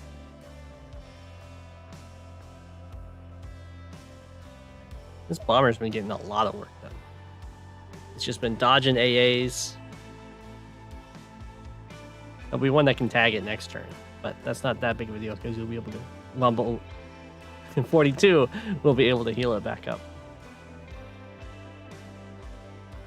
Okay. It looks like the top has finally fallen. If the rocket fires on this infantry, it can't move. And that will be a big problem. So yeah, it has to run away. Alright, you got the bomber hit. Doesn't kill the bomber, and it gives 42 his super. So the bomber will be able to go back up to 7. And a big old mass damage will come in.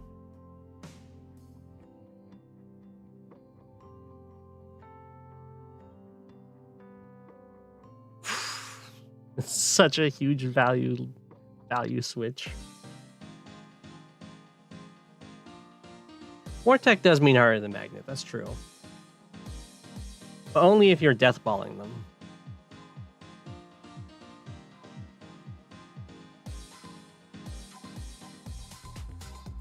Does it become like very difficult to magnet?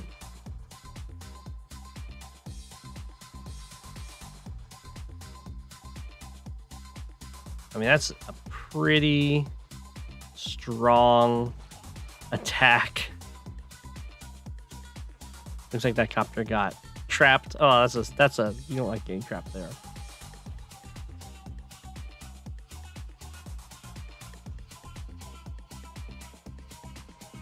Yeah, it's looking pretty GG. The Hawk Supers and the economy has really been wearing down on Von Bolt here. You also have to keep in mind that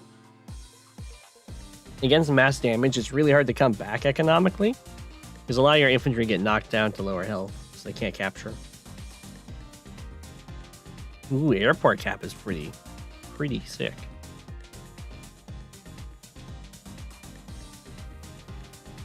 Goodbye, rocket. Down to 2.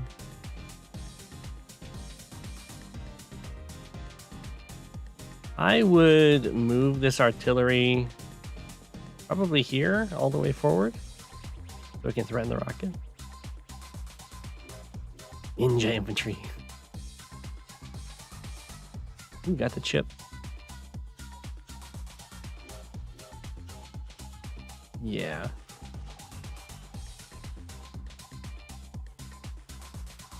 I mean, at this point, it looks like 42 is just taking the game. Ooh, that's a good Ex Machina, though. But it's not enough to save this base up here. GG. I think that's a pretty classic Hawk versus Von Bolt matchup, where Von Bolt gets some, like, pretty good engagements early on from the stat differences. But in the long run, the Hawk Supers really wear him down. And 42 did have a more aggressive capture phase for going for these middle captures, which gave him a nice mid-game boost.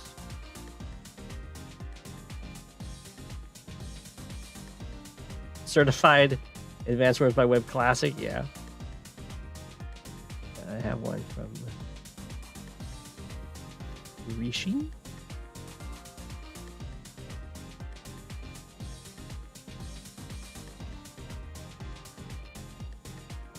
RB21.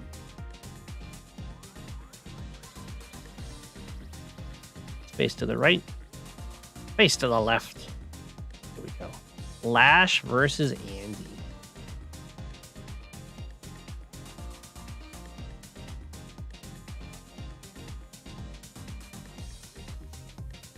Uh-oh. Yeah, you can submit as many as you want. I'll just if I don't get to your games today, then I'll get to them on a later stream. I'll just do one per person for now, though. For this stream. You never even sent the Lash replay before?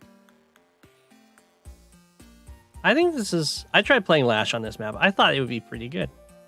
It got kind of crushed by Kindle, but that's just Lash. That's the story of Lash. I notice this is a different opener from Rishi. I don't know if this game happened before or after the Great Wall one,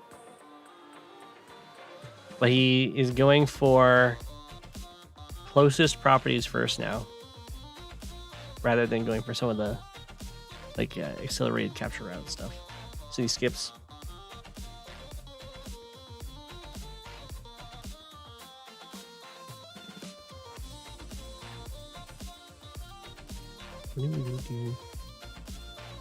Lash going artillery first. And then Rishi answered with artillery tank. Ooh. Lash could have bought a tank here. With mech tank. Decides not to. So maybe saving up for medium tank infantry next turn? I'm not sure why the artillery moved up here. The city isn't actually under threat yet. I guess it's because Rishi's worried about Lash coming in for the base lock. But you can still go around and help fight that off. If this already could have moved here next turn, then I would agree with this. So the base lock is pretty funny.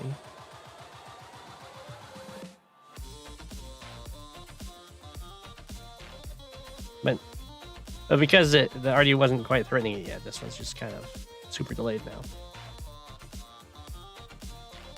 I don't know what on earth Red is thinking here. There is no way that that city is getting capped.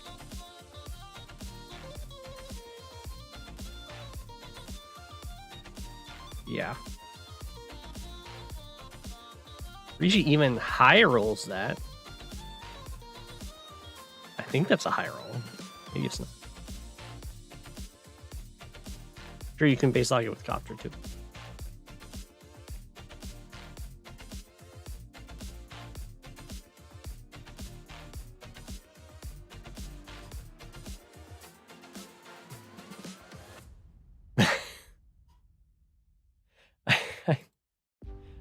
I don't know. So usually if you can retreat your infantry when they're injured to like your defenses, like if you cover by a mech here, then that'd be good to preserve the unit count. But especially against Andy, you don't want to sack in to units to do chip damage, because of course Andy has powers that heal his units. If this was like the only infantry on this side, then that makes more sense, because it would be slowing down this capture. But this infantry can't even reach this turn, so one of these other guys would go for it.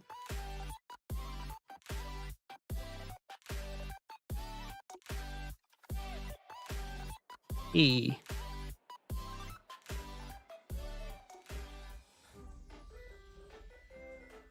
I think this is a fine thing to do, because this tank's gonna come over and never mind. I'm not sure why all these tanks are sitting on the side here. Definitely, I would have sent the tank over to the middle and scared the bejesus out of this artillery. I got trolled, yeah.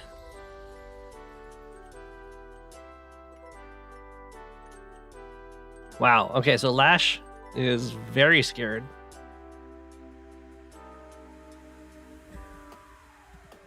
Which I guess is fair. There is triple tank staring at him.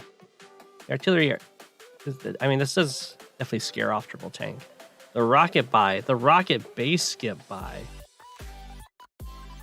is spicy. So very scared about Rishi attacking in here.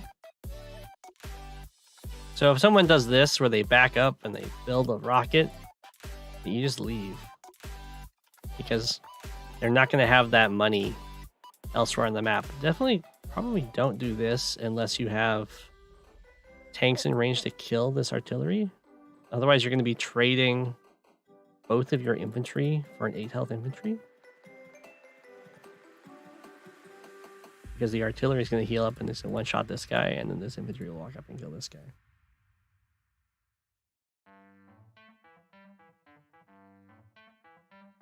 Oh, stepping forward again.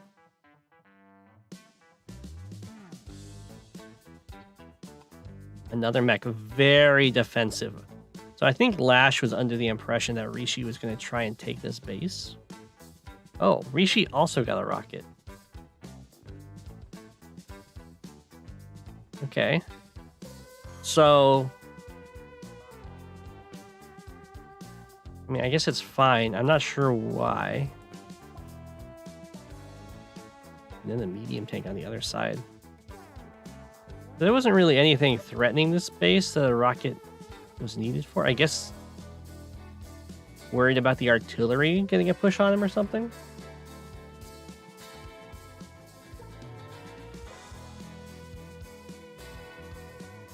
Aesthetically pleasing unit line. It's true. A nice line of infantry in front of tank copter.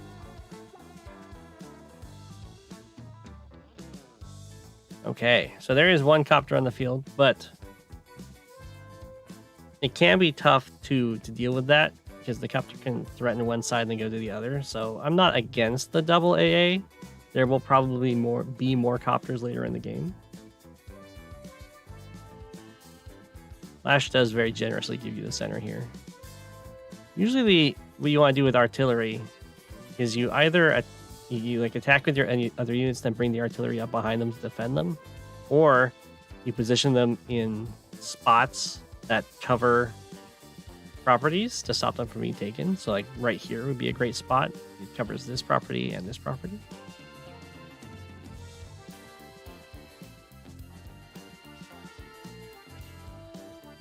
Okay, well, this is looking like a very scary attack on the HQ here. So Lash is going to have to put on some pressure over here. Maybe try and take the Comm Tower to distract Rishi.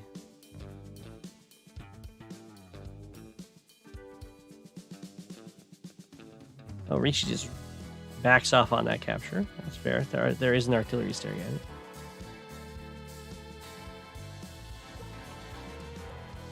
Ooh, we've got the rocket defended by the weakest wall possible.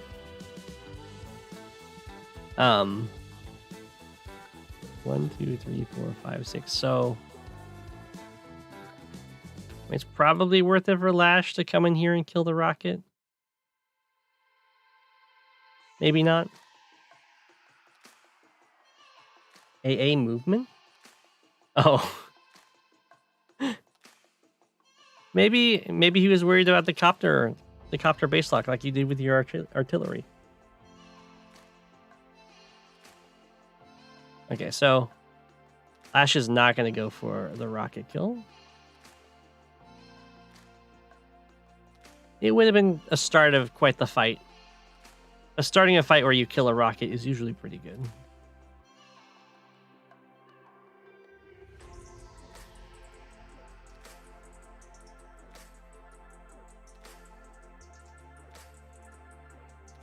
All right. I have a feeling that Rishi at this point in time is not very comfortable with attacking. Because there's lots of like, I'm gonna take this city, and then if you put up a defense, I'll just retreat kind of stuff going on. Ooh, look at this. The pressure is mounting on this side now. It's probably gonna bring in a lot of units, yeah. Gonna bring in everything. Whoa. That is what we call a reaction. Oh no! We're under attack!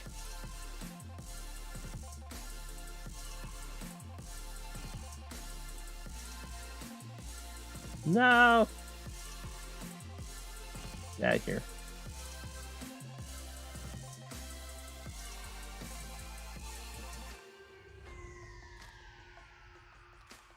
Okay.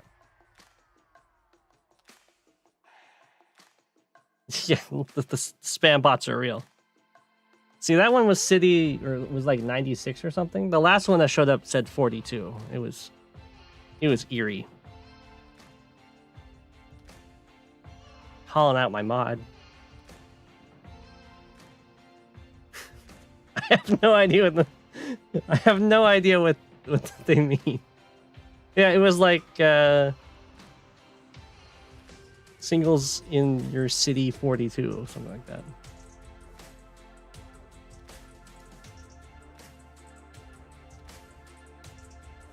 Okay.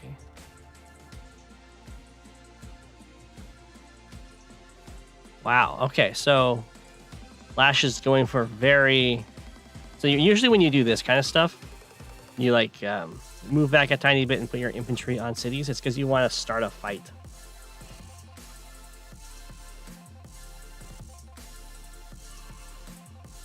And that's definitely what Rishi's doing here. Very nicely killed off the anti-air, which you usually don't want to have on the front lines. Which means that this copter is going to have free reign.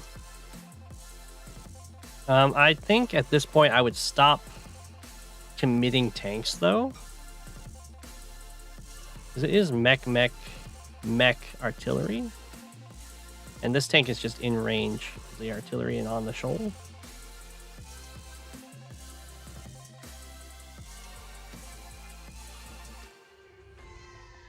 That's true, and there's a rocket.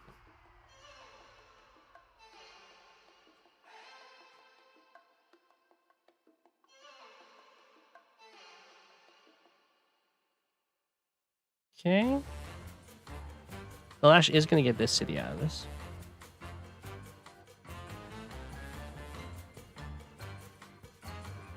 Yeah.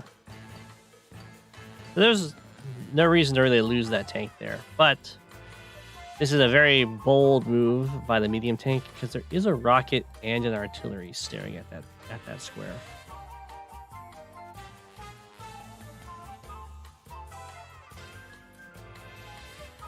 This did base lock. Usually it's fine to go down in unit count by 1 to kill off a vehicle with a rocket though, and then you just build like copter and a vehicle on the other side.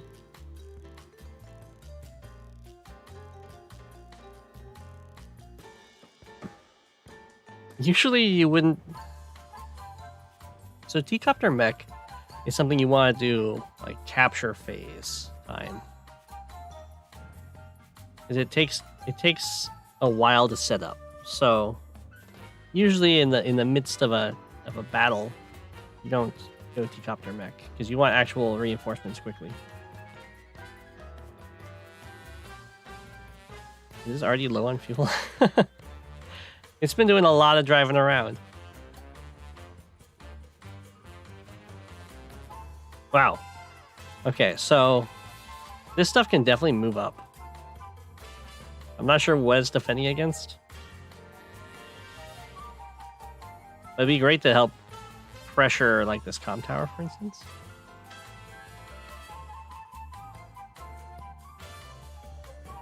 But this is looking very good for Rishi here because he's got his super, so he can kind of set himself up for an engagement that he can dive in on with extra movement and extra firepower and just do a ton of damage and kind of zone out. Oh, Lash Mega Tank. I saw Mega Tank in the chat and I assumed it was Andy.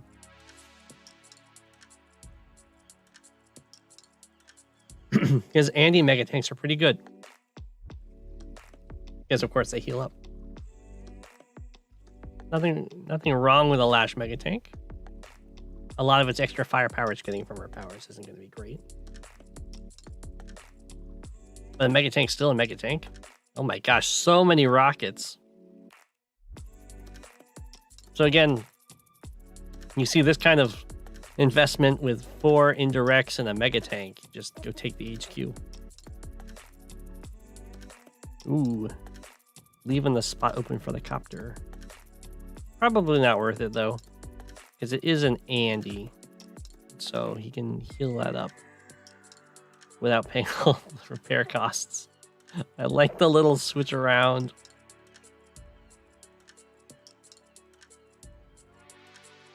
It's very... There we go, the Andy response Mega Tank.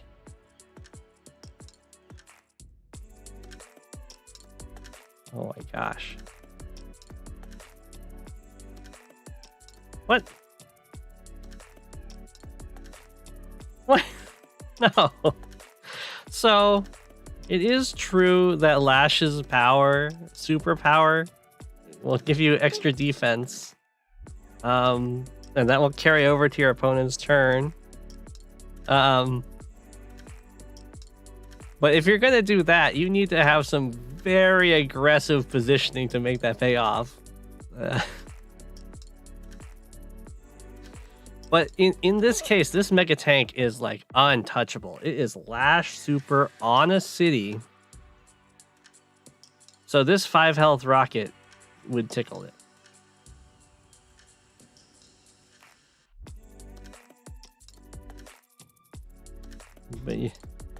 But yeah, I mean the positioning doesn't really force Andy to try and fight into Lash's stuff.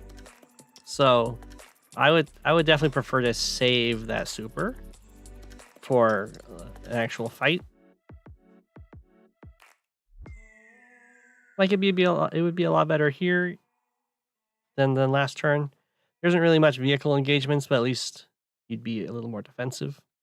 I would probably save it till the vehicles could really get a shot in, though. Very interesting that the mega tank is running away. All right, let's see the Andy super in comparison. The HQ is incredibly exposed, but it does have a bomber staring at it. Although it looks like it can be pretty much surrounded very easily. I guess there isn't actually an infantry anymore in range to take it.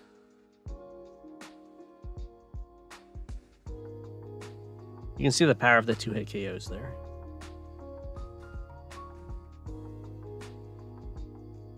Okay. That was a much better super than Lash's super. I'm not sure how much of that required the super to work, but there was fighting with the super, so that's good. If there's one thing that Rishi is not getting, it is this space.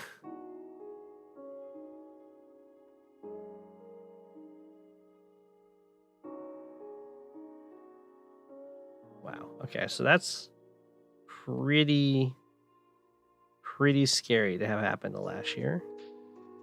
Now this Comm Tower is looking very close to falling. The HQ is also very close to falling.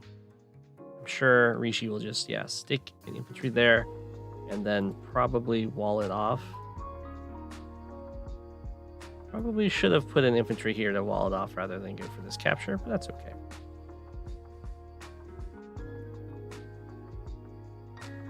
This is a retaliation mega tank. I can tell that this mega tank was built just for this mega tank because it has decided not to leave this front. We got more rockets on the way.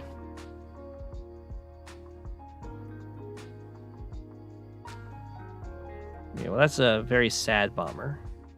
Not sure why this fighter was built. I think there's only one copter on the map for Rishi right now.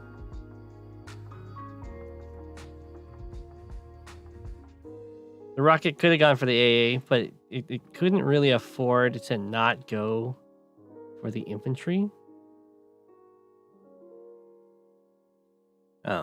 Because if just an infantry hits this infantry, the Rishi can probably sack a lot of stuff and get a super. And then just super and take the HQ.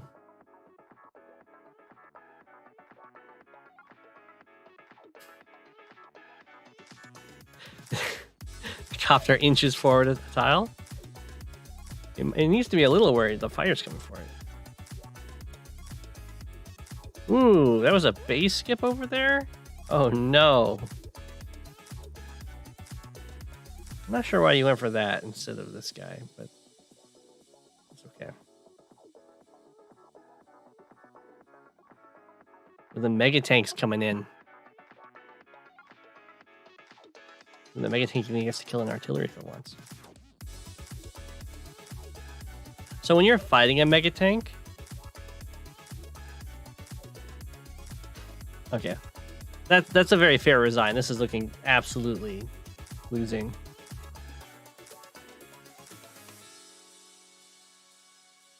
Yeah, they won't lose that corner. They'll be fine over there. This is a very protected corner.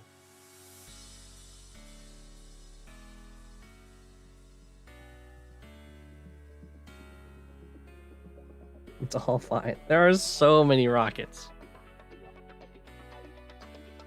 Rishi ended with 3 rockets. Lash ended with 4. That's a lot of rockets. But if you need to take down a mega tank, it's important to note that they only have 3 ammo. Usually they'll have 2 because they'll run up and kill something. And this is often more times in Fog than Standard, but when you have like injured recons, injured vehicles in general, you can slam them in to drain those two ammos, and then you can hit the mega tanks all you want with your tanks and medium tanks and neo tanks and just kill them. So they really, really need support. Mass Rocket does counter Mega, that's true. Rockets aren't meant for firing, they're for zoning. They zone stuff.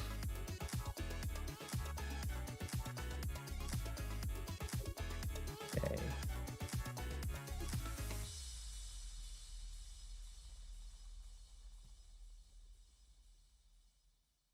I have a few more. Okay. I'll do this one.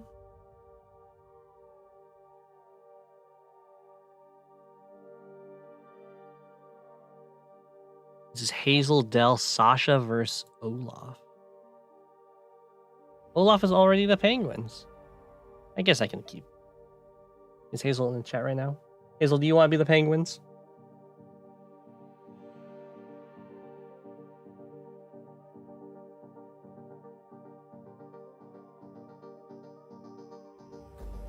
I can change it. Wahaha. We can keep Olaf the Penguins. You'll be the Penguins? Okay. I can make both people the Penguins. People don't like it when both people are the Penguins, though.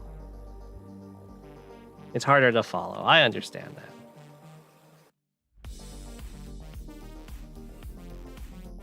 Okay. We're good. Sasha versus Olaf.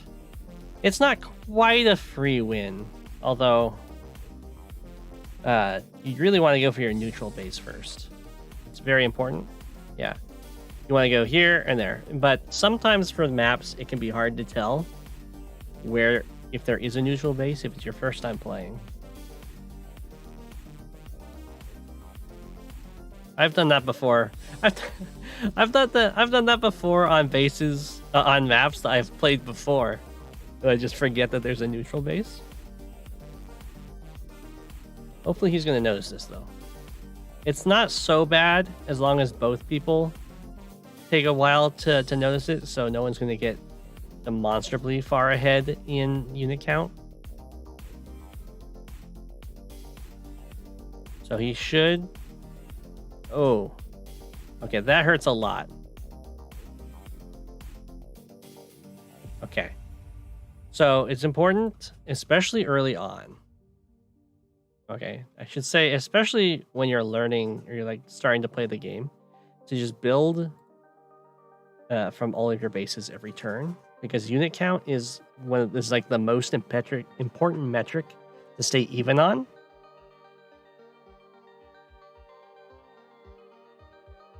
Because you've got a you've got a limit on how much you can increase your your unit count, based on like your bases and your airports.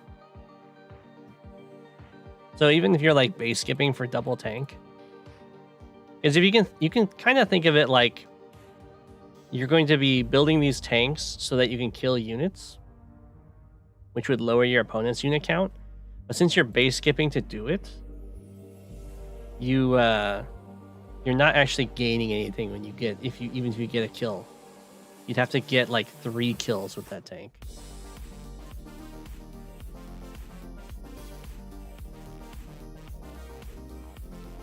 And then it can be really difficult to do it aggressively because of course there's the travel time. And so your opponent can just build their tanks later on and have a stronger army to meet you. So it kind of comes down to a lot of timing.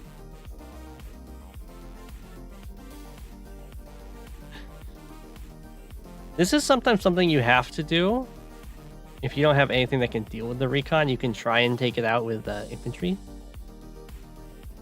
I've done it in the past. Usually if you do that though, you want to get a complete surround.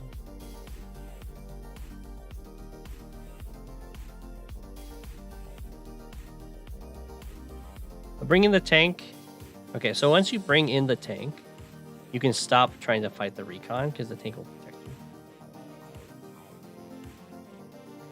Okay. This is a choice that a lot of people can struggle with. Because sometimes it is better to attack the infantry rather than the tank. And the way you're going to tell which one's which is how many other infantry there are around to capture stuff. So if this was the only infantry, if all of these other infantry were gone, and they're like these are your cities or the neutral cities, then it is better to hit this infantry rather than one of these tanks, because it will delay the capture just by so much. But in this case, when there's tons of infantry around, you're going to want to just make your attack against another vehicle if possible.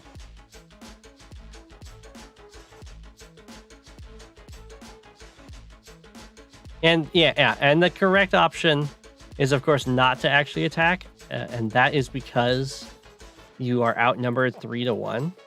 So what's going to happen here is you like run in, even if you like super high rolled, cheated lucky cheating or something, and you like one shot this tank. These other two tanks will kill your tank, and then you will be down to 0 tanks, and there will be 2 tanks on this front.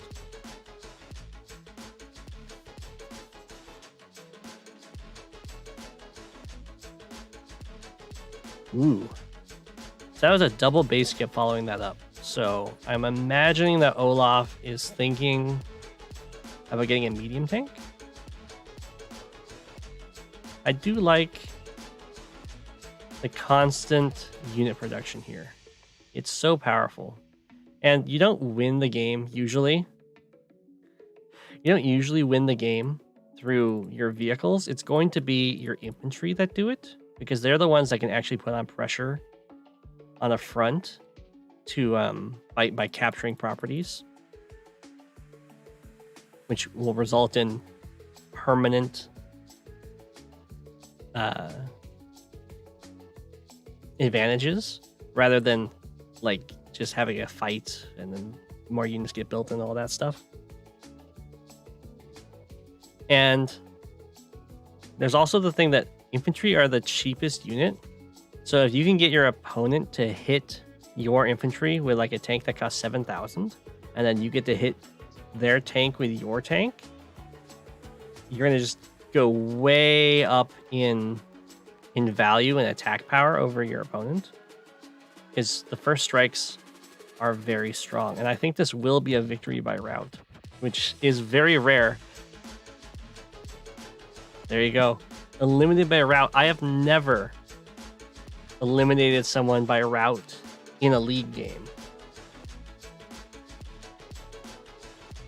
I've only ever, I don't know if this was a league game. I've only ever eliminated someone by rout in an FFA. I don't think it's league. You see empty bases, you make units. Yeah.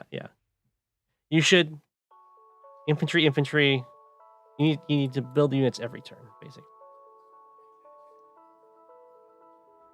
And you can see how much the unit count.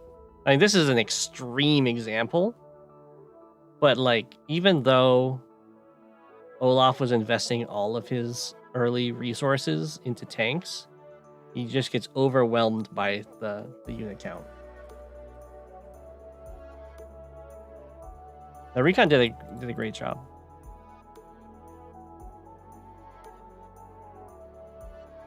Well played, Hazel. And I hope that was a pretty good demonstration of how important it is to constantly be producing units. And that's just someone's being rather new to the game. That kind of thing happens. The first time I've ever played Advanced Wars was back in high school. with like hot seat, and I didn't own the game, and I didn't even know how to capture properties. So I looked much like that. I just had infantry standing on them with the first turn of capture done, and I thought that they would automatically finish going through the capture. And they just, it's like, oh, it's taking forever. Because you know, there's not really a good tutorial or anything like that for if someone's just playing a hot seat with you. So I totally get where they're coming from. I've been there. All right. We got a game here.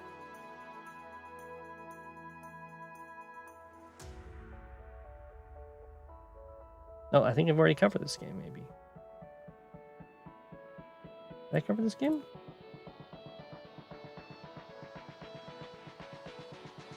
I did not cover this game. I just downloaded it before.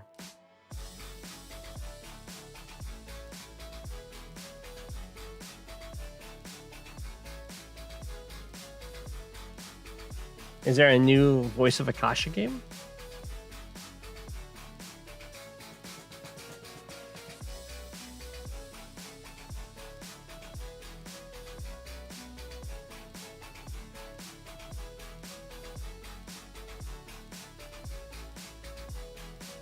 You can just do it over Discord. See you later, Shadow. We got a game here from Cannon Fodder. I will turn into the penguins. And I'll turn this guy into White Nova.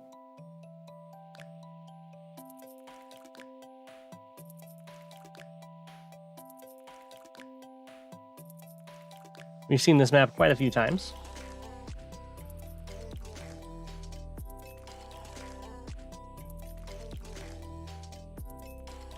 What? I thought I told you the face to the right. There you go. Looking good so far. I like this matchup between Sasha and Von Bolt. It's probably... Actually, it is definitely my favorite matchup in Tier 1. They both have very...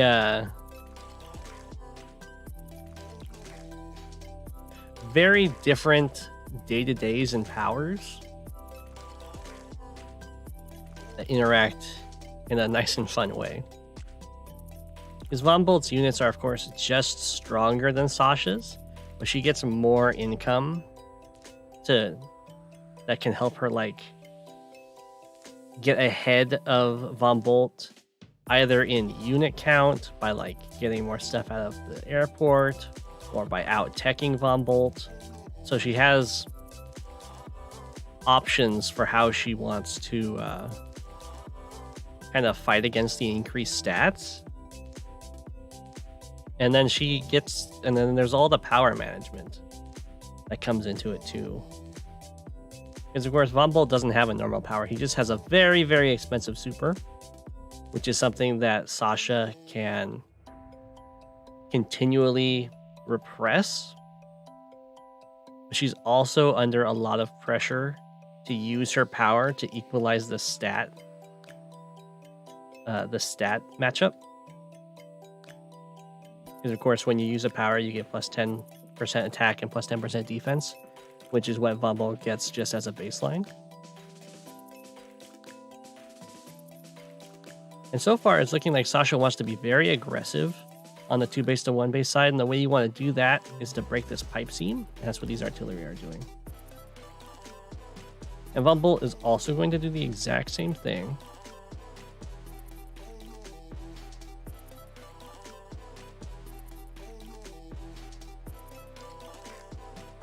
So for fighting against Von Bolt, you want to avoid fighting him in even matchups with direct units. So like, you don't want to do tank versus tank because his tanks are just stronger. You don't really want to be fighting it infantry versus infantry, but you want to be utilizing stuff like these artillery a lot because they'll still hit his units incredibly hard.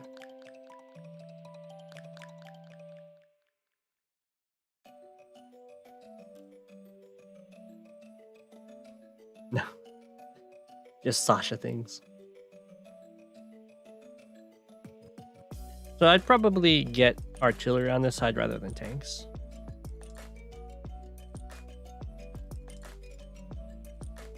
And then I'd definitely not try and stop that city. It's basically just not going to happen.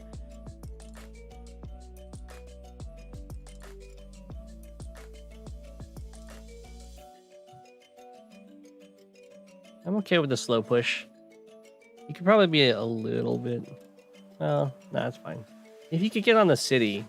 I don't know if anything could reach. Looks like nothing could have reached. Okay.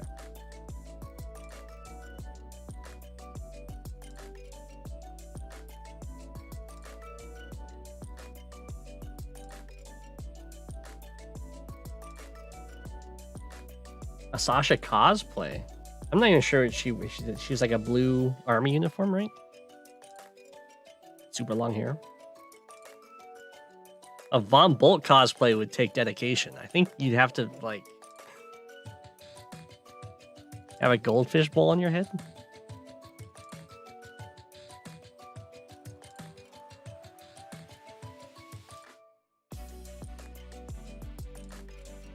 I can see Sasha cosplay being cool though.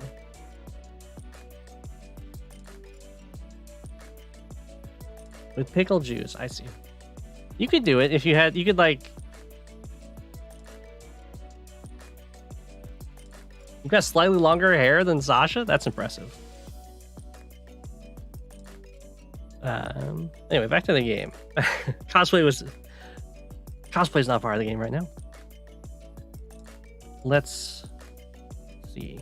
So this is looking very scary in the middle here. And of course, these Von Bolt tanks are going to be able to do a lot of stuff, and the medium tank can't quite get there, I think.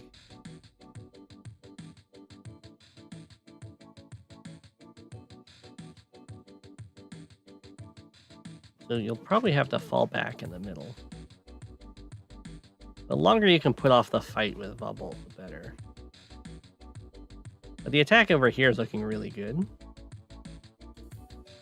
You can see how strong these artillery are. They can cover these units, so this tank isn't going to be able to get its... It can still get its favorable hit off, but then the artillery counter is so good. Yeah, just Sasha things. They're actually even in properties.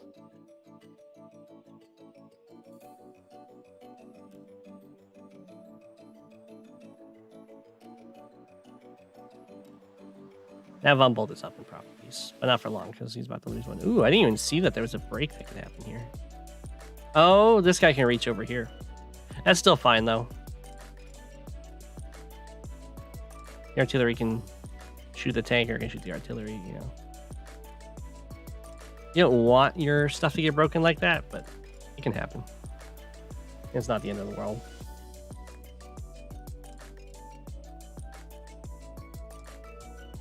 Getting the city is nice. Looks like you're going to be even in properties again.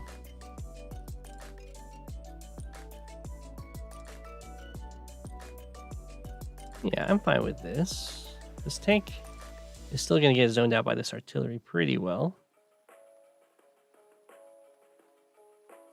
Ooh, this is looking kind of dicey over here, though.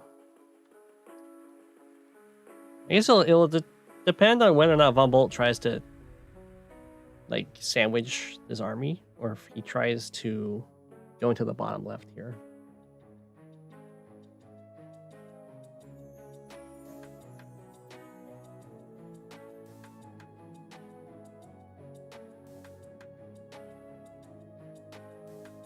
Looks like he's trying to sandwich the army. I think that was definitely the right choice. I was trying to see if there was a way he could have done that without having to invest both tanks.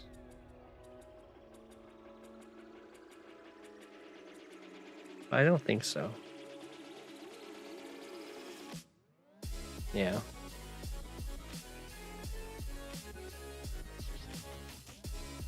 I mean, that's looking really good for Von Bolt up here now. Because the artillery got taken out.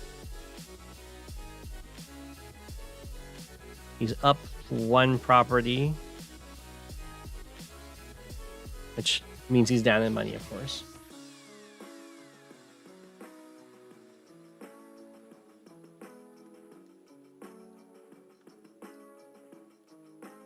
It's a good... It would have been very, very bad if Bumble got that city.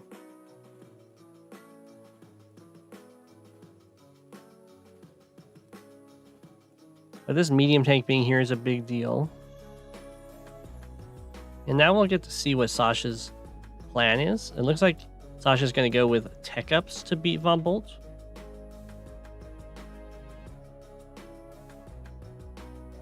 And tech ups can be very good because, of course, when your unit just outclasses the opponent's unit, the 10% stat boosts don't matter so much.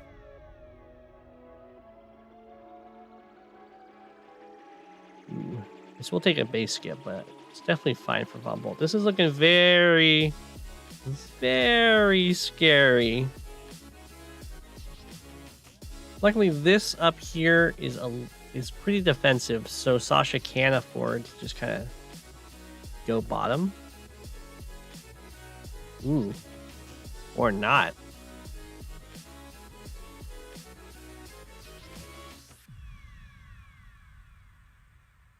Okay, so this is looking like it's gonna be an HQ rush.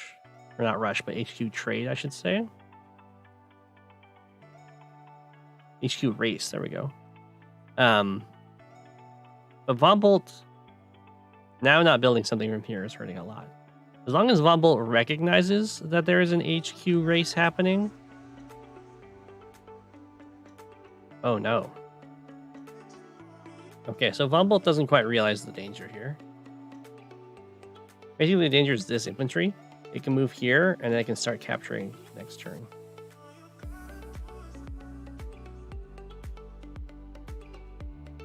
Yeah. So Von Bolt really needed to move this Neotank up here.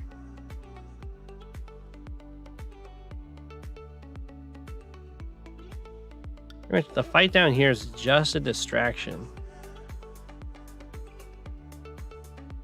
And there you go. There's the put a heavy unit on the HQ so they can't block it. Infantry gets in range to sit on it.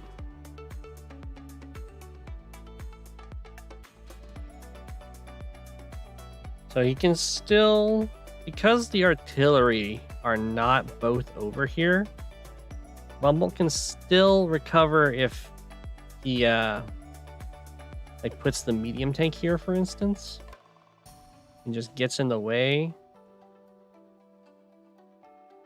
And the reason why that would be good for when you can like attack this tank or whatever, and there's only a 5 health artillery to shoot you.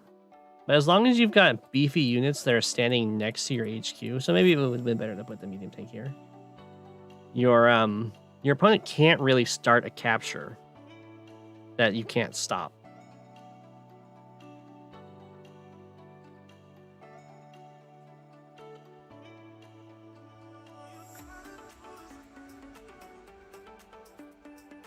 Market crash is good. This is like the turn that you need the stats. So now this, all of the fighting kind of doesn't matter. It's all going to come down to how well Cannon Fodder 449 can build a wall around the HQ.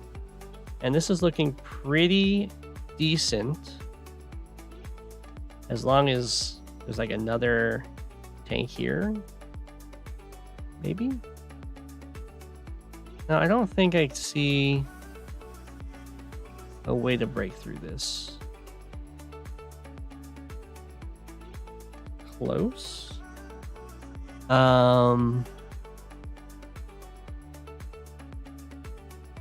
Recon can't reach.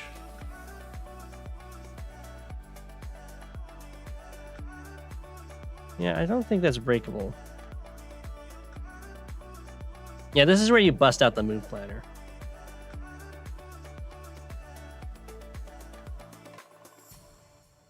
It's really close. If this Neotank had gone up, this wouldn't work. But 1, 2, 3, 4, 5 can hit this. 1, 2, 3, 4, 5, 6. So I think he can... That doesn't quite work. 2, 3, 4, 5, 6. 1, 2, 3, 4, 5. Well, he can kill this with medium tank AA to kill this. And you can, of course, kill this guy with copter tank. You can use this tank here plus this tank to kill this recon if you needed to get this guy through. But I guess that means you'd have to use him to kill this, and then these two to kill this. And you just don't have one guy to come through and hit. 1, 2, 3, 4, 5, 6. Yeah, that's one away. So you'd have to kill the medium tank? That's not happening. Can you bust in through the right? Doesn't look like it. And through the left. And cleave this way.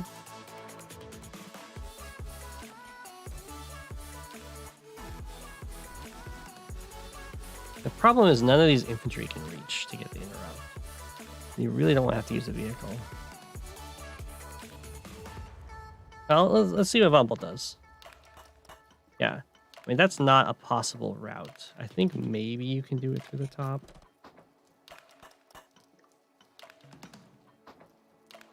That's a resign. Very nicely done, by the way.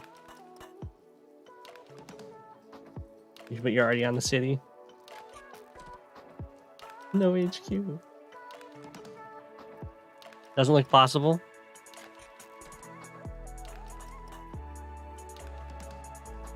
Yeah, I was looking... Like, the medium tank can kill this tank in one shot. And then I think you'd have to use the 4 health tank to hit this, but I don't think you can quite cleave through here, right? This doesn't reach.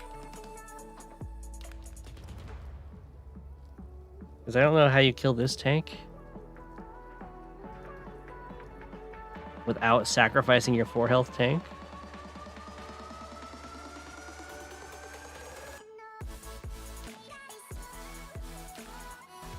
Yeah, I don't think that was possible to break through.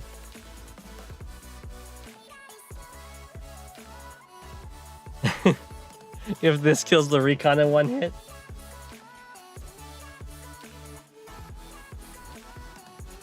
I mean, I could see killing this and then a recon, like 8 health recon maybe. Although Sasha has the power up, so probably not.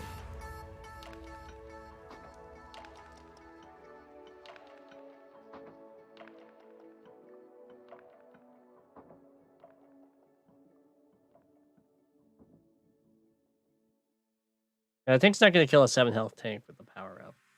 It would have to be the medium tank. There's also no follow-up after that to actually hit the infantry.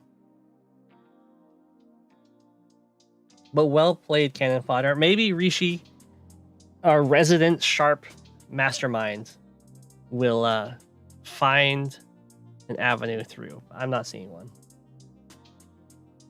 You were lucky? That doesn't look lucky. You could double sack in there, yeah.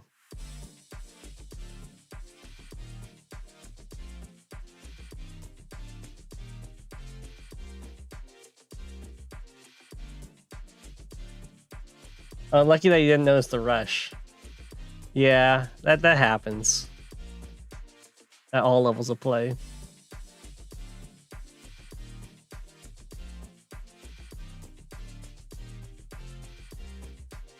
Alright, we have another game here.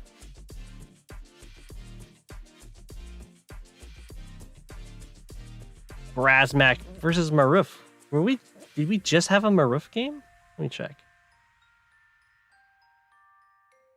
Yeah, 42 against Maruf.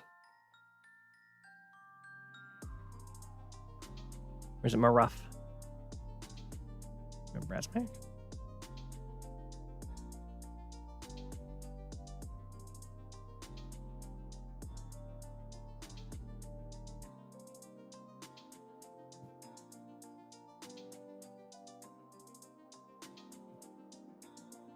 Small world. He died, yeah. You thought you were going for the base, yeah.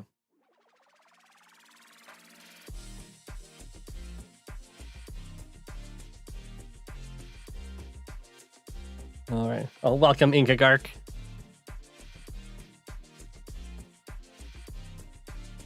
Let's see.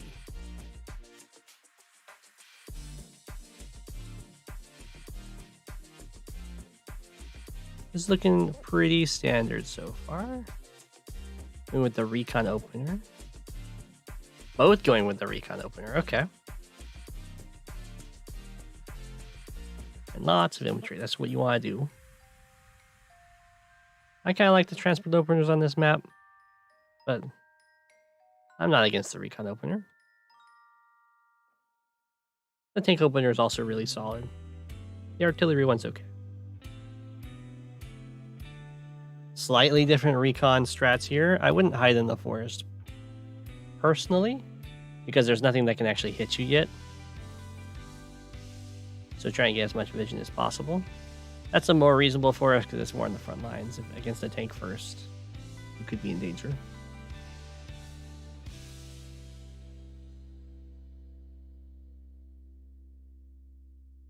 He doesn't go for the capture chain first? That's okay.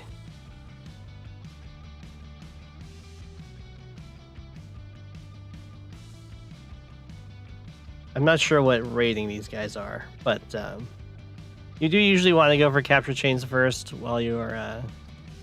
basically, if you have a choice between going for a non-capture chain and a capture chain, you go for the capture chain.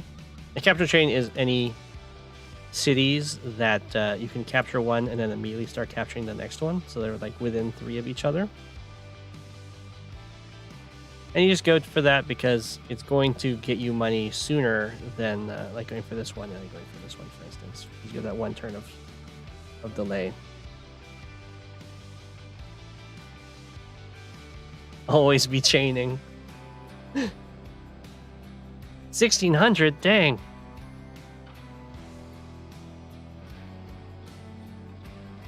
I have high expectations then.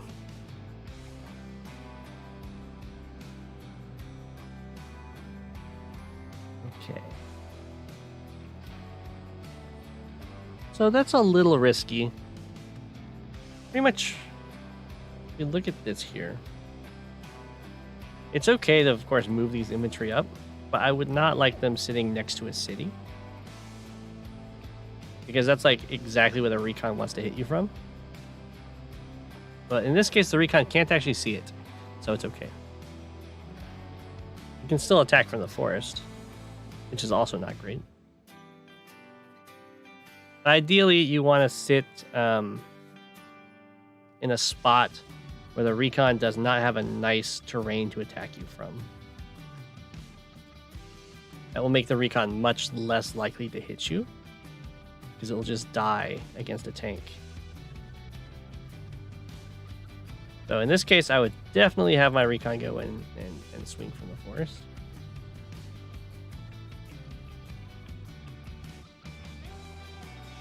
Maybe not definitely, but probably. What's my favorite tier 3 CO on this map?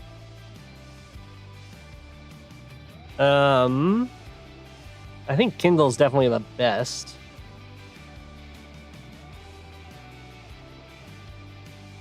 But Andy? I like Andy. Yeah. I'd say Andy's my favorite. But Kindle's the best.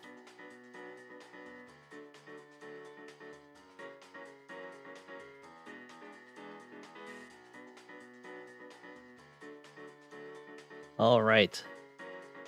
That's a very, very solid classic strong side, weak side going on here. This is a very aggressive weak side. But sometimes aggressive weak sides, if they look enough like a strong side, they can pull it off.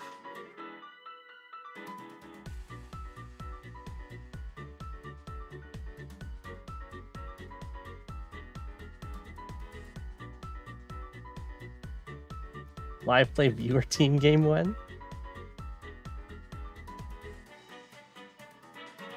But live team games take forever. But we could maybe set something up for a live game with really short turns and just make me time out.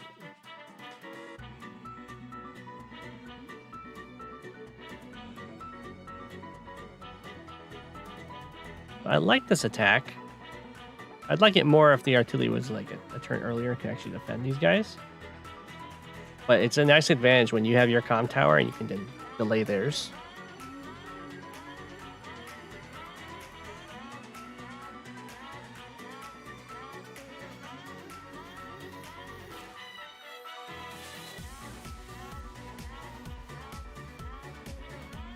For a live,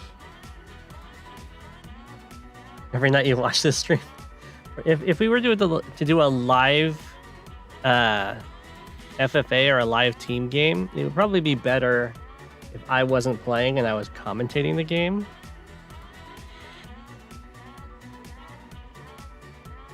I imagine.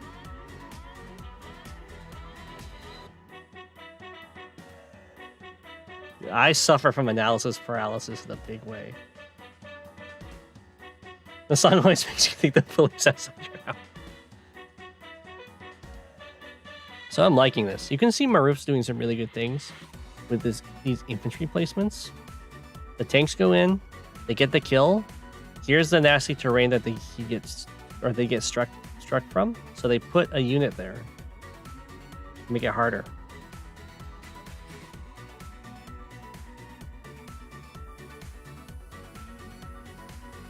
There's lots of thinking with Jugger. Jugger is secretly top tier. So I like the tactics that Maruf is using here. This attack.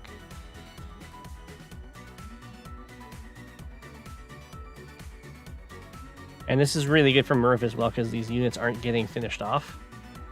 So they can go back, repair a little on a city, and then the anti-super can kick in and get them right back up there to a nice healthy HP. And in the fight. Ooh, Recon barely lives. I think this was a case of use the Recon to finish off the Recon.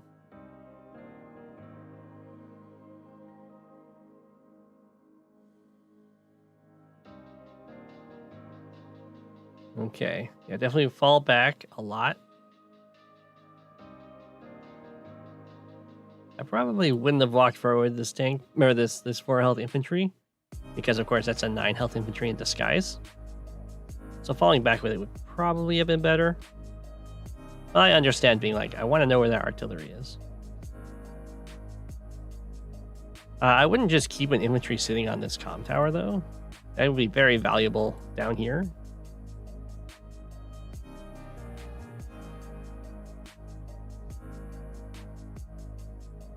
Okay.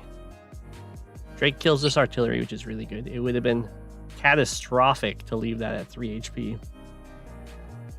And then the anti-super would come in. So this is going to be a pretty strong anti-super. There's a lot of injured units.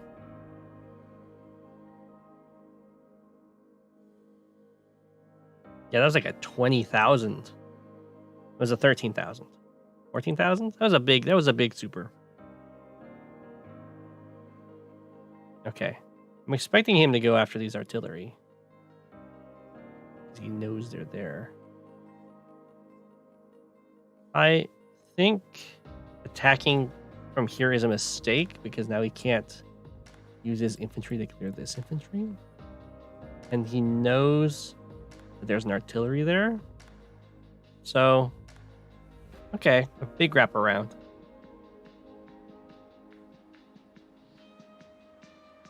It's not that bad.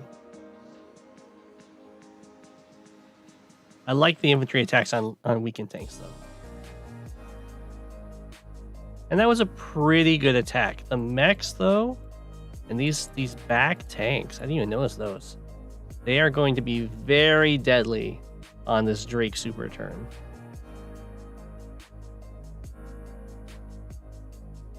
Is it 400 more subs till YouTube starts paying? I can check. I need 404 more subscribers. And then I will get ad revenue.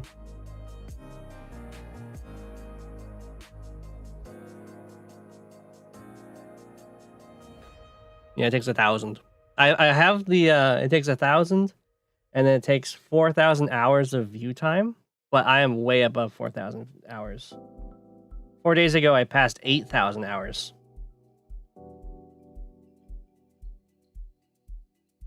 So that's pretty good.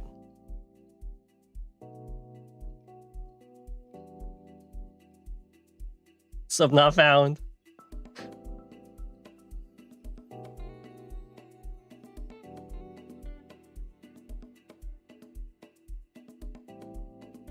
That's a pretty good Drake super. Well, thank you, thank you.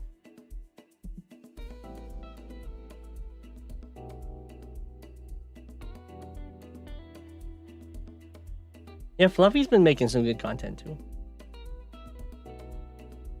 Let's look at how much damage that Drake super did. I think it's... Yeah, it was like 23,000. Yeah, and now everything's, of course, at lower health, so they're much easier to pick off. This is actually a huge deal that this anti-air didn't die, because, of course, they get the most out of repairs. And it's a counter unit, so it matters a lot when it dies. That's true. It would also get me super chats and all that fun stuff. It would also let me raid other people's streams. For some reason, you need 1,000 subscribers to raid other YouTube streams, which is weird.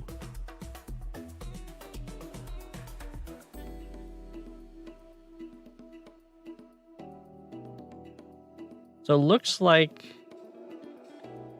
Maruf went for the triple infantry battlecopter in prediction of the Drake super,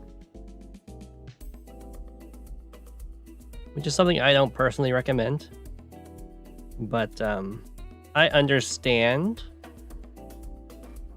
the like big brain behind it. I also used to do that kind of stuff.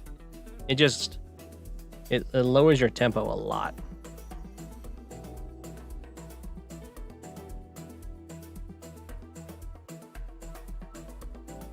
It's not that bad though when you buy a copter. If you didn't buy the copter, it'd be really bad. You're gonna miss stream number 42? Oh no!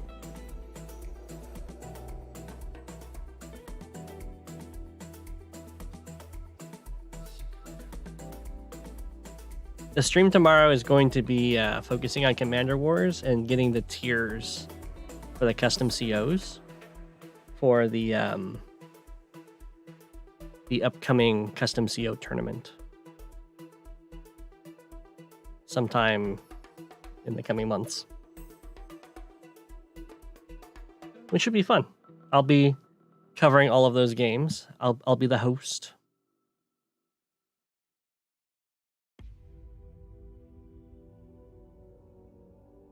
And I'll be open for anyone to join once it's got everything settled. Yeah, 442. So I kind of like falling back here. But at the same time, I'd like a little more reach around the comm tower. The artillery is a really good position though.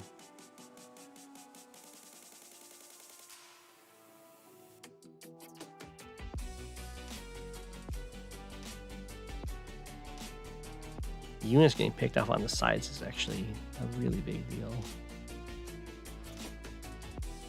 So this is how it works for the denial, or trying to deny a comm tower when you don't have an indirect staring at it, is they put an infantry on there and then you have to use 2 infantry to kill it, and then they kill those 2 infantry and put an infantry on there. So you're slowly going negative in the unit count. And eventually you'll run out of infantry. And once you have to start using vehicles to deny this, it can go downhill really quickly. So it's important to get an indirect, which it looks like there's one on the way. But sadly, in this case, the only forest that you could like reasonably have your artillery in is this one, and I guess this one. And those are both under Drake's control right now. Oh, there's an artillery right here. You can see that this one does not reach. So he would have to have gotten a rocket. And this is one of the rare cases where I would not be upset with a rocket.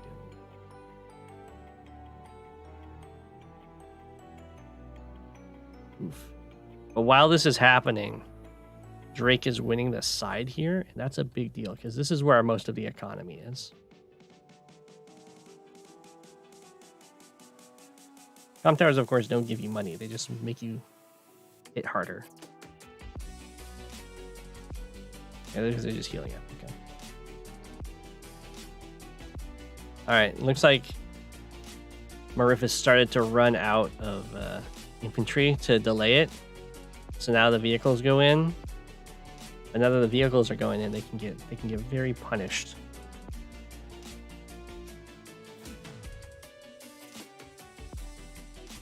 By rare cases, I don't like rockets that much in Fog.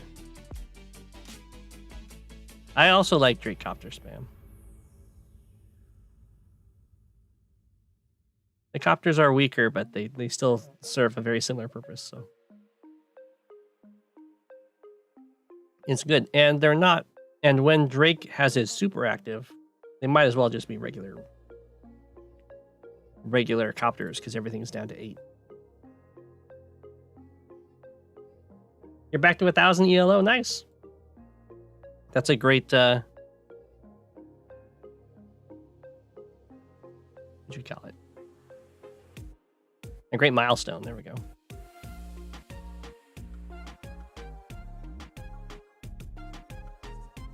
Okay, so Drake didn't go super in here to try and fight the Andy. Probably worried about Andy super being very punishing. You can see that Drake is like really far ahead right now.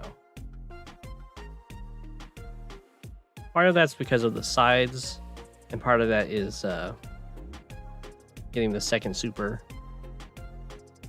and like winning the engagement that Andy had to fall back from.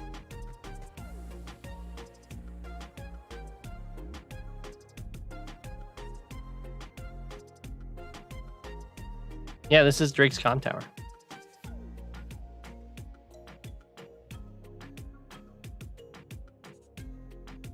And he's been investing a lot to prevent it. And you can see the investment's starting to kind of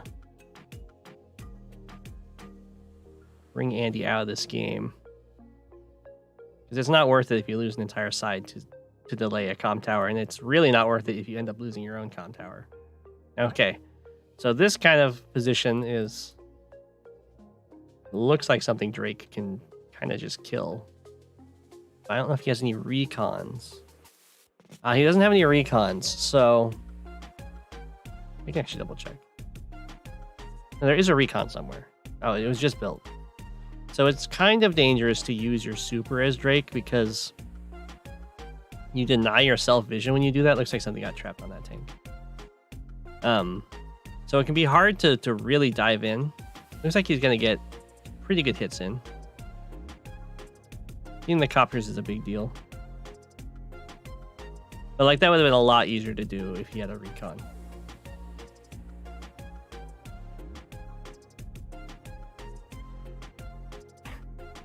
Yeah, the entire bottom side is empty. And when that happens, just like a single vehicle can win the entire side. And we can see that Drake did like a ton of damage. He's like over 30,000 damage with the super. Yeah, super in the attack. Oh my gosh. Almost halved Andy's value. It looks like Andy did another one of the triple infantry copter. There's a 25,000 value super, which is pretty good, but I don't think it's gonna be quite enough.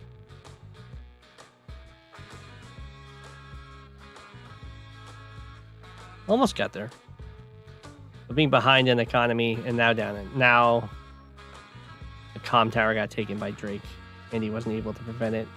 Oof. Yeah, this is looking very much GG. And he did get one of these cities. And the units are showing up first over here. So this could be a turning point. If Drake isn't able to respond to this fast enough and Andy can take all these cities, then he could get back into the game. Provided he also doesn't lose these cities. Yeah, I saw the Drake rocket there. Here they are. Did they attack this turn? No, they're still on their way. But these are going to make sure that this never falls. Although the artillery prevents this. But if Drake gets this Comm Tower, then those rockets will be a huge deal. It looks like Drake is responding down here, so that will probably... Well, looks like Andy will still get these two cities. You can see how strong a front switch is, which is something I was known for when climbing, is I would use front switches a lot. Ooh. Drake with the normal power to slow down the captures. Now Andy can, of course, normal power back after one exchange and then get the captures, so it's not quite worth it. But it is fancy. It does also drain the fuel from these copters, and this one is in a lot of trouble. It should not move. Is there an AP? Oh, there's an APC. Never mind. It's okay. Oh, no! The APC moved away from the 6 fuel copter. Well, you can always join a copter together, like this 3 health with this 10 health, and that will refill the fuel completely.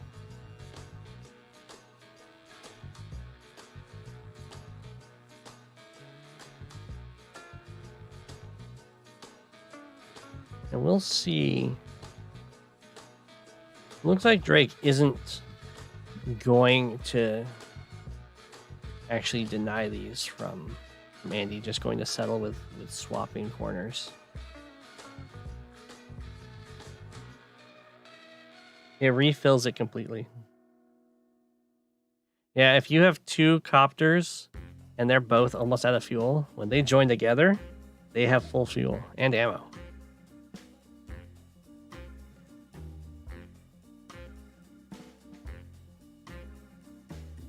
They also, oh, okay. He was able to save it. Also, when you join, not only do you add the numbers together, but you round up to the max. So, like, if if there was like 2 infantries that had 1 on them and they were both at 0.1 health, when they join together, they will have 2 health exactly. They won't have 0.2 health. They will have 2 health because the numbers join and then round up to the max.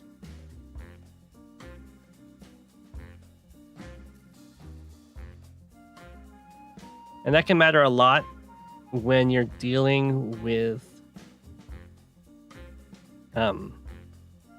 global damage, because global damage, or just damage powers in general, is that they won't kill units, but they will bring them all the way down to 1%. Is what I should say.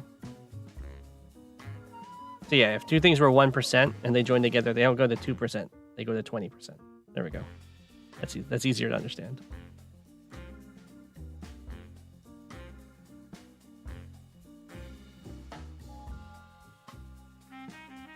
So we have another front switch here. You can see how strong it is. You know why it's really important to have vision of your opponent's army so you can tell where it's going. In this case, Drake had this recon, which is going to pay off a lot. If only you could split units. That would be really good. That would make Andy like tier 1. Andy super is double my army.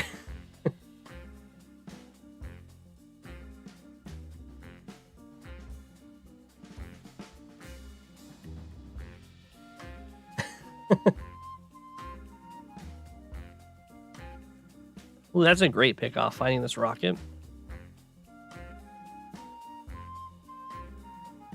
So Drake was really far ahead. He's still really far ahead. But in the income, Andy has really crawled back. And if you want to tell, of course, if someone's ahead or behind, you can look at... You can either look at their end of the turn and see if they're ahead. If they're not ahead at the end of their turn in some of these metrics, then they're losing the game. You can also look at just how far behind they are at the start. But looking at the end of the turn is usually the most accurate thing. So if we look at the end of Andy's turn here, although this was a triple infantry helicopter buy, but we can see that if he was even in the game, he should be ending his turn ahead in unit value, and he's ending his turn quite a bit behind, like 2 full turns of income behind, although he is holding it quite a bit. And then he should be ending his turn like a unit up in unit value and unit count. So he's just a tiny bit down in unit count and then really far behind in unit value.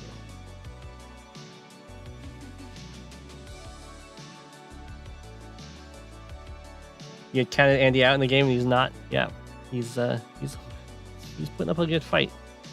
The front switches are doing work to avoid fighting this much stronger force, especially because this much stronger force has multiple rockets. So as long as you're not fighting where those rockets are, I'm pretty happy. But this is a replay glitch. This just means that this recon got trapped. It probably got trapped on this artillery. Or it might have got trapped right here trying to prevent this capture. Ooh, this might be a huge blunder. It looks like Andy's going to lose his comm tower. Yep. Okay, that's pretty big.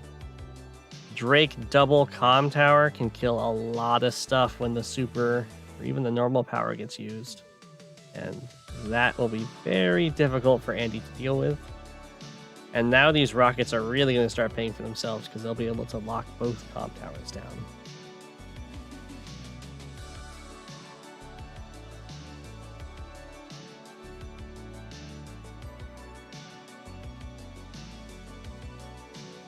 Looks like Andy's just going to dive on in there in response to losing both comm towers. Doesn't want the slow death. I can respect that. Goes for a stealth. Stealths are always risky against Drake. You can see just how devastating the double comm tower is, and just attacking into an army can be. I imagine almost everything here gets gobbled up. And you'll note, very important we can go back and actually look at it. For this attack, you can look at what units are attacking first, because that's a big deal that a lot of people can struggle with when starting out. And it's you want to attack with the furthest back units first. Although it looks like this tank. Okay, it gets used on these recons. But you want to do that so that you don't kill steal yourself, basically. Because if, like, in this case, I don't know, like this medium tank kills the only tank that the Neo tank can reach, for instance, then you're just denying yourself kills. So in this case, the Neo tank is running out of target options, so it's going to be the one that it goes in for the attack. It's not going to be like this battlecopter. It's not going to be this medium tank. They have more options.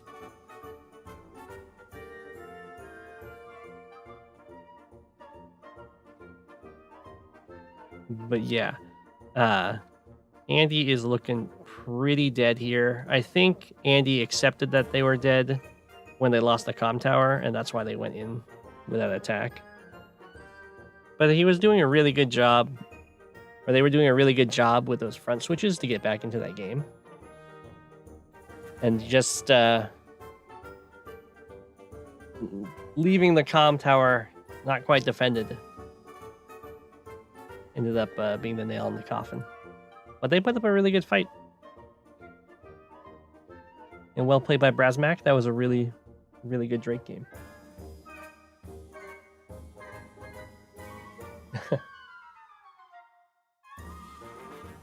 All right. Got another game here from our good friend Killer Chair. I don't think he's usually in the stream chat, but watches the VODs.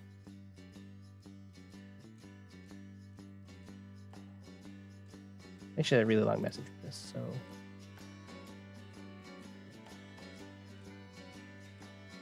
Okay, so I'm told to pay attention to day 12.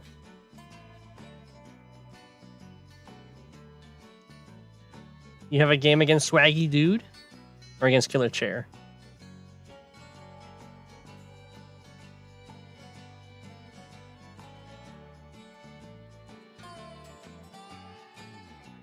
All right, Killer Chair will be what I Swaggy Dude. You get to be White Nova.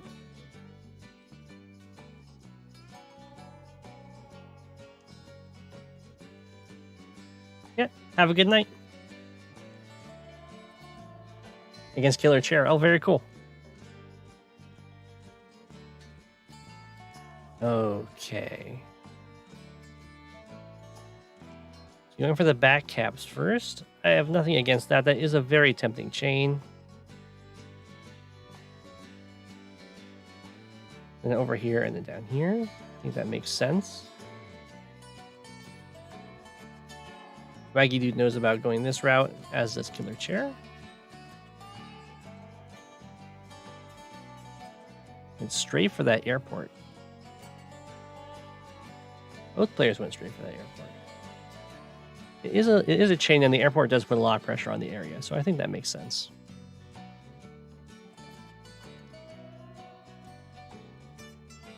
Oh, it's true. There should be a. I should make a day for looking at viewers maps that they're making. You got crushed by Compi on this map? I could see that happening. He's really good. And he's really good at making openings. And this looks like a map that's very open to some opening shenanigans. Okay, so we have double artillery. That's a little risky. Mainly because this is standard and not fog. But we'll see if there's any real punish for that. Swaggy Dude seems to just be ignoring them. They aren't I'm not quite sure what the artillery's goal is here. They're not going to be able to deny anything up here. So they might be in anticipation of supporting a copter, because artillery copter is pretty good. The anti-air kills the copter, but then the artillery kill the anti-air, and then another copter shows up.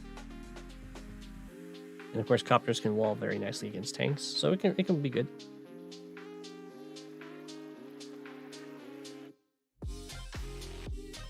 You agree with the artillery? You like artillery? Yeah. I think that's fair. Hey! We got some value. This tank won't be able to get him.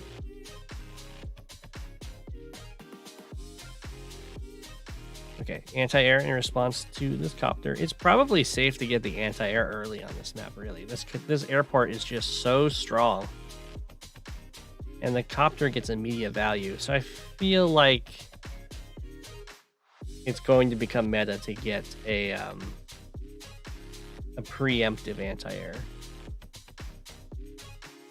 Especially because it doesn't take you that long to lock down the airport. Really good. I would not want to be getting in range of this artillery. I think these infantry are going to be very, very useful. And I think you can just take the harbor later. Maybe. Like over here, this harbor is definitely taken. If these infantry go in, they're just going to die.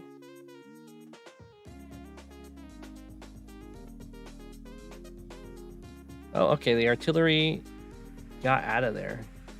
I guess he didn't have a good way of protecting it. Definitely looks like he could probably do something, but...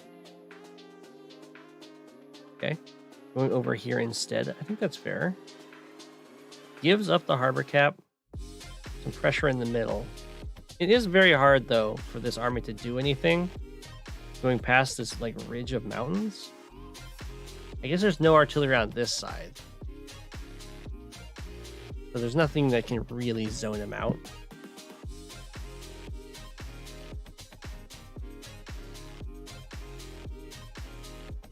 Tank could have forced the arty to move.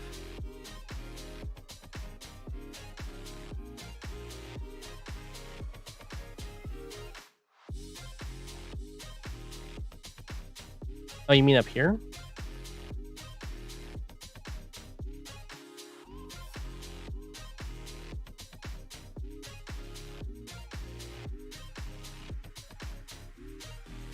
Or are you talking about down here?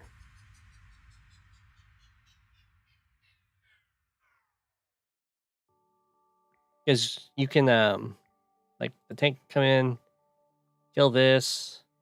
Artillery can shoot this. You can join cap if you want. And then you have, like, a lot of support. I don't know. It is a little risky having the artillery next to the harbor, because they can't always go tank infantry and tank hits. I think that'll get absolutely demolished by everything else around. The anti-air wouldn't want to get involved with the 3 tanks, because the copter would then get unleashed. Above the mountain on the left.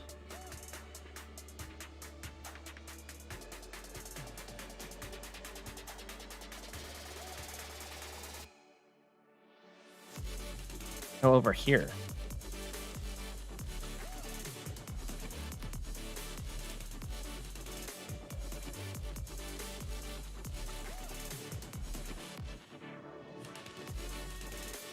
Are you talking about the placement on like a prior turn? Oh, when they were separate. Ah, I gotcha. A prior turn. Yeah, I think there was definitely something you could do over there.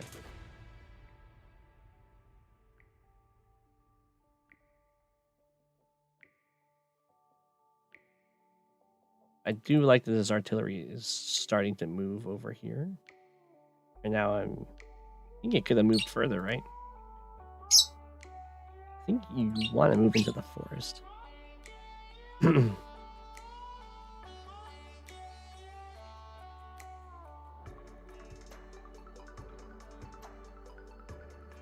Okay.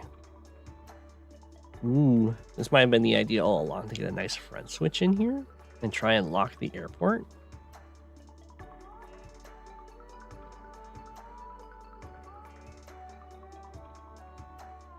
If the idea was a front switch all along, then that was a very good maneuver.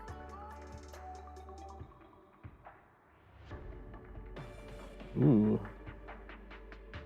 Killer Chair is super backing up in response.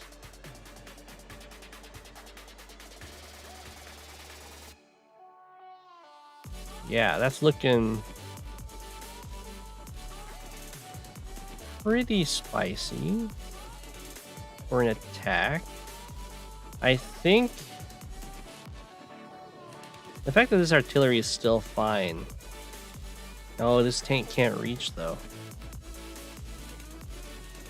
I mean, the harbor is definitely going to fall. But it's not that bad for Killer Chair.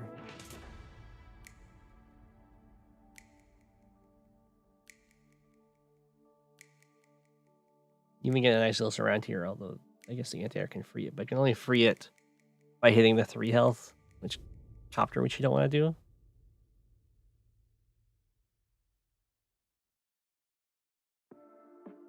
Okay.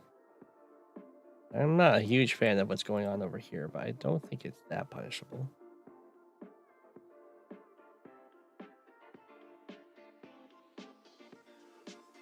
So Killer Chair is losing 2 harbors here. Yeah. But this wasn't very attackable. So Swaggy Dude just freezes tank and gets out of there, which is good.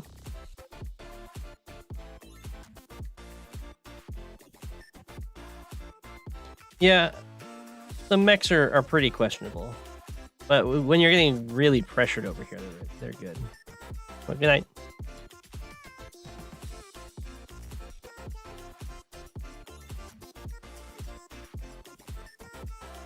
Okay. Oh. Killer Chair is going in. With... So this, I think, is signaling that Killer Chair wants to super next turn. Because this copter is, of course, very exposed and not covered by these artillery without the range bonus. So he might be trying to bait Swaggy Dude to like run in. Ooh. Swaggy Dude goes for the normal power for the range upgrade. I'm not quite sure that was worth it, though. I'd be pretty happy if they use their normal power and that's all they get.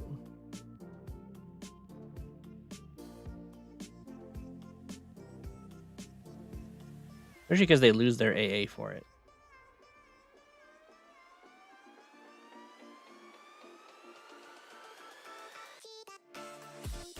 Oh.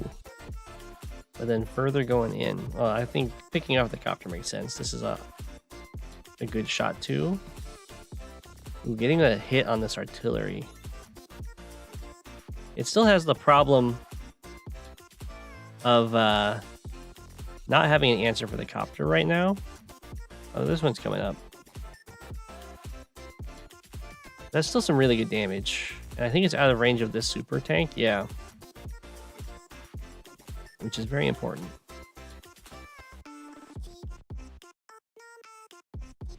Because the less units that can hit you, of course, the better.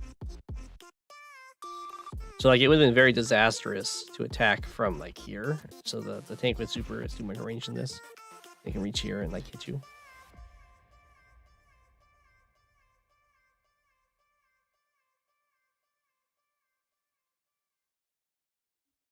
Oof. Yeah, that's not the kind of super you like to see.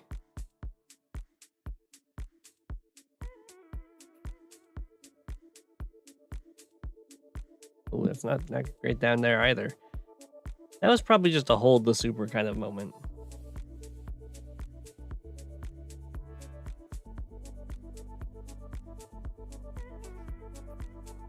This isn't so bad though, because the medium tank can always back up.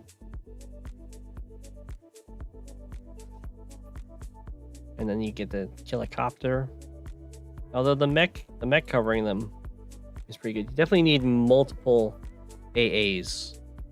The rule of thumb is that you need 2 AAs when you're trying to take down an airplane. Both because, of course, your AAs can get picked off by other units. But there's also the problem of a bomber can zone out a single AA. But that's, of course, not going to happen here.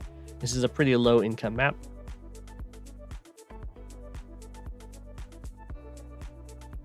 Well, I see an X-ray, but I don't think... He doesn't quite... Oh, no, he can. Can he?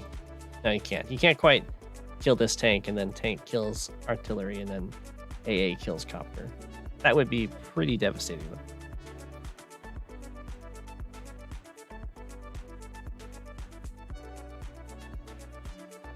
Oh, with the super he can, though. With the super, he doesn't even need it. Ooh, not getting that kill hurts quite a bit. Now these infantry can't go after the artillery.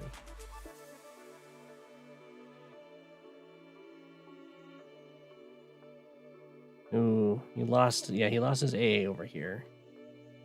So this copter harassment's a really dangerous thing.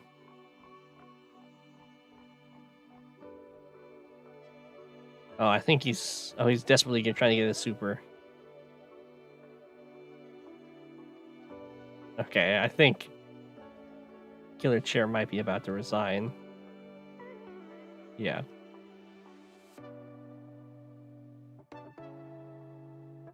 So that was pretty well played. There was just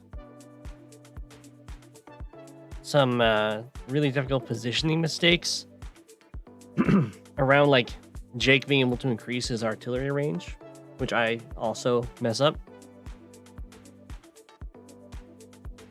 And the supers, when you use your super and then like half of it gets used for a little bit of positioning and retreating, that doesn't feel great. Yeah, I can do your 6 next. I think it was actually next on the list, so that's perfect.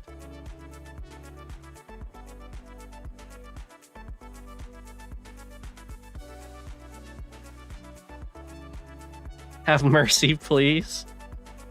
A Vom Bolt mirror.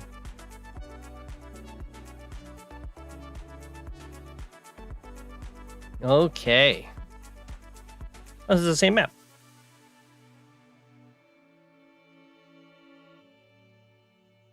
Here we go. So we just saw how this map can play out.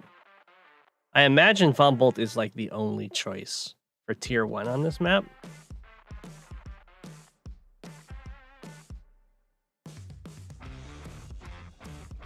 Well, interesting, Vom Bolt is not, or the bottom Vom, have mercy please, is not going for this important chain over here right away. Going with a different opening.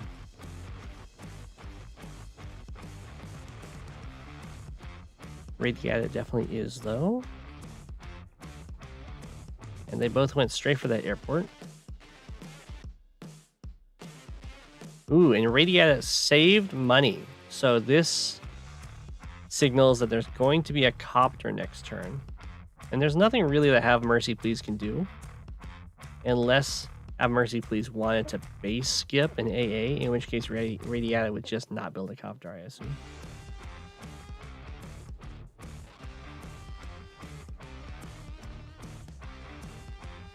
So Radiata is looking really good here.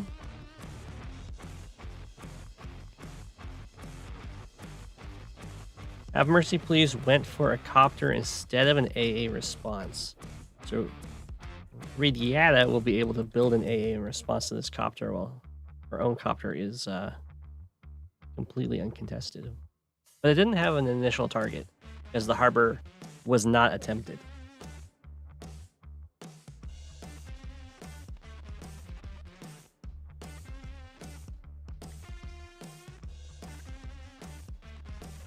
Okay, double copter.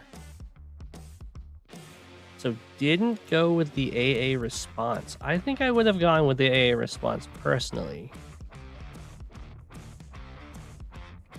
And that's mainly because I don't think the second copter is going to force anything right now that the first copter doesn't already force.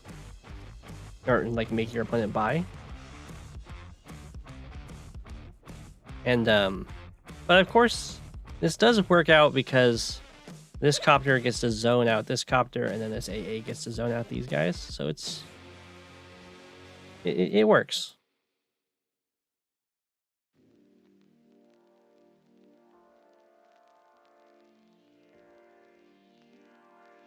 Whoa. I think Have Mercy Please did not quite notice that this copter is defending that infantry. So that's a really good pick off for Radiata. This can happen when you see a counter built and you kind of just zero in on that, and then you don't notice that, like, you know, way off in the middle of the map there's a copter staring at you, and now once you do that, of course you use your infantry to try and take it out. This is a Von Bolt copter, so it's harder to do that too. So that was a really good pick off. Oh, went for the disrupting the captures instead. Only the one attack. That's okay.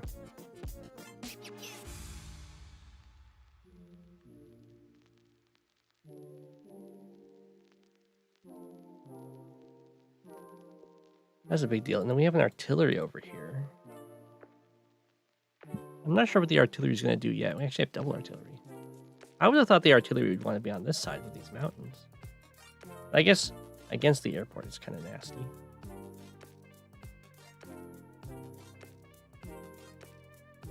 So if we're looking at like trying to judge who's ahead in this game, we can see that Have Mercy Please turn just ended, and they're behind by 1,300 in value, which is huge.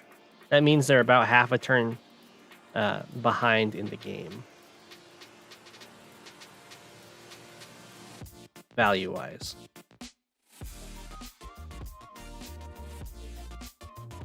Because they, of course, want to be ending their turn half a turn ahead.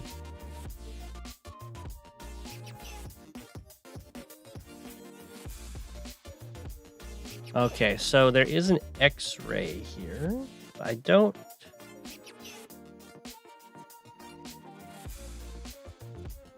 Wait.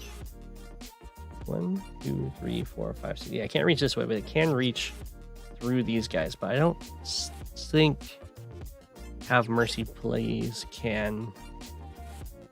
Oh no, because this is a 2 health copter.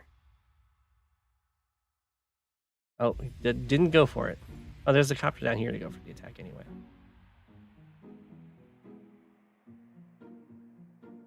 So that's fine.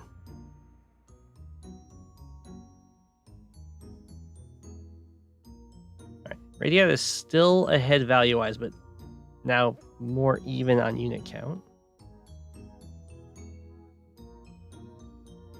Ooh, sticking around trying to pick off the copters.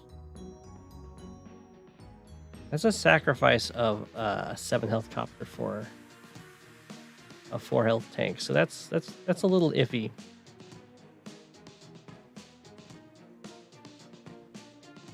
This is a cheeky block. It just means that the AA won't be able to come through, though.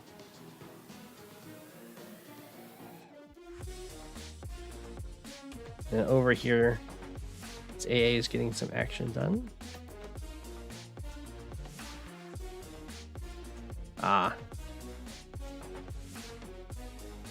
So now Radiator's running into a problem of not having... Because the copter got traded for the tank, and there isn't an AA over here anymore. Did the AA just die? I thought there was one.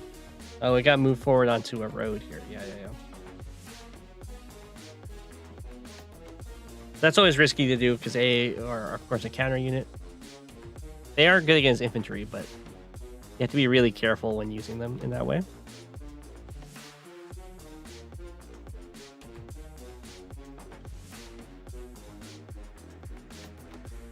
But this isn't so bad. Ooh, well, you don't want to... So pretty much when your opponent ends up like taking out your AA and like your copter, so you have no anti-air of any sort, you need to just leave the area, because any trade you make is going to wind up going negative, because the copters will be able to overwhelm you. So you just have to back up and let your anti-air catch up to you.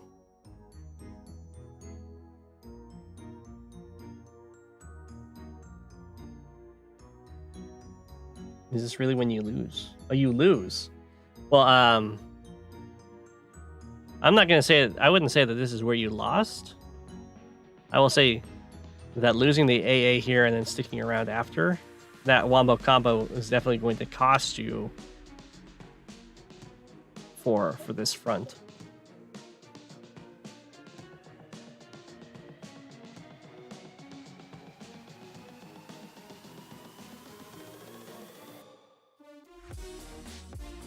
There's a nice cheeky block up here. Keep this copter safe. So there's a lot. This AA doesn't quite cover like this tile here. So probably just need to chill a little bit on this aggression here, because you don't like giving free tanks like that.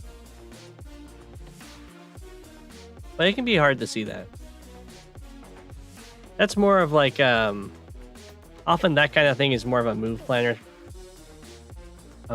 spot where you just like see your formation and you quickly look to see what will my opponent do. They'll go after my free tank. This is also super cheeky. 1, 2, 3, 4, 5, 6. Can't reach. 1, 2, 3, 4, 5, 6. Now, this does hold because this is Von Bolt. So you do not have 2-hit KOs in this, as long as this tank doesn't have any chip damage on it. I haven't been paying attention, so it might. Oh, look how annoying that location is. Oh my gosh. That is an important thing to keep in mind in the future.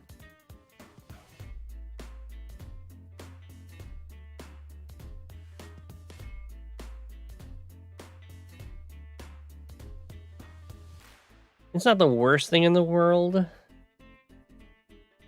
It would be really good if there was more infantry. I think down to just 3 against 7. That's rough. If there was infantry around here to like wall it in and then you build an anti-air, that'd be great. But that's not how it goes sometimes.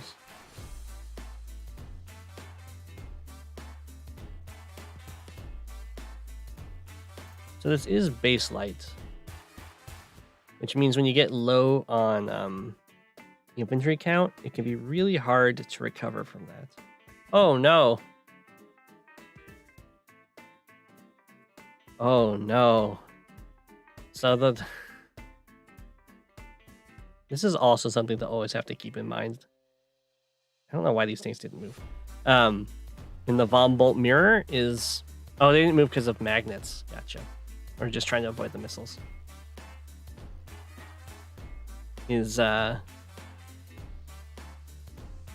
Von Bolt supers are brutal. That is a very, very good Von Bolt super for Have Mercy, please. Because... Or not for... I mean, for Radiata. Against Have Mercy, please. Because these units are now going to be blocking these stun units from getting beat up by everything.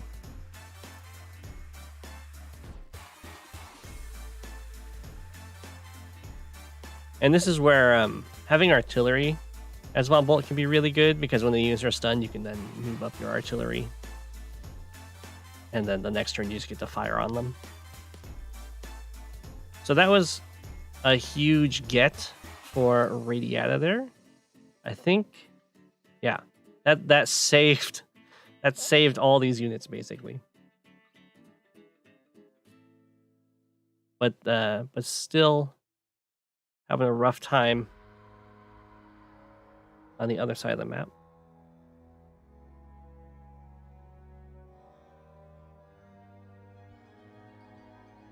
Ooh.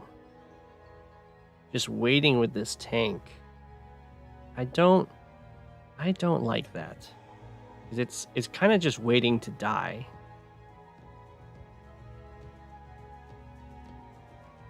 Because this like kills this. This comes in and hits this.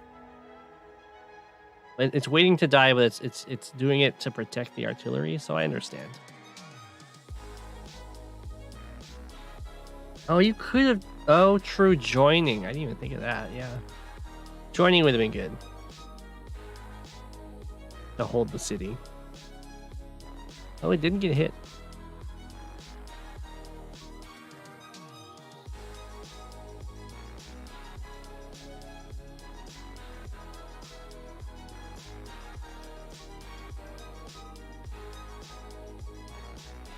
Okay. So the right has been very back and forth. Somehow this harbor has not been captured by either player.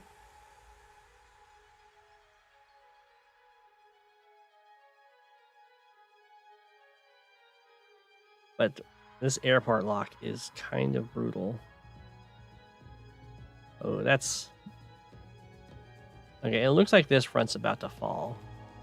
This front's still got quite a bit of fight in it, but once one front falls, it can pretty much be GG right there. Yeah, that's definitely a worthy resign. Really good opener, though.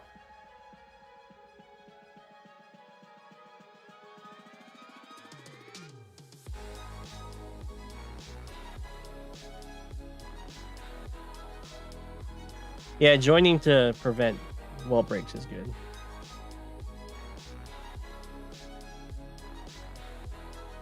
It can be tough.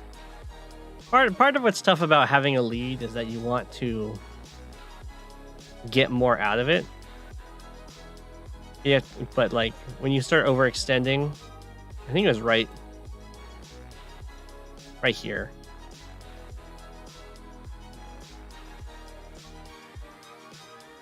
That things really started to turn.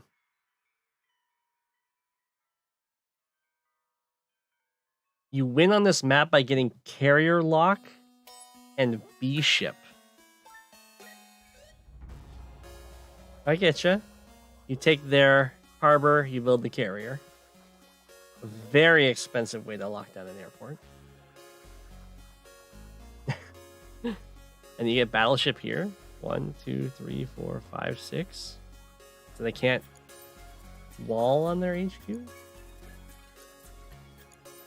1, 2, 3, 4, 5, 6. You can almost catch the units as they come out of the base. That was well played. That was well played. I think I'll do one more replay for tonight.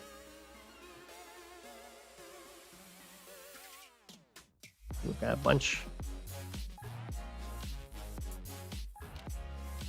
set up for next time. So let's... Who we got in chat here? Just save money.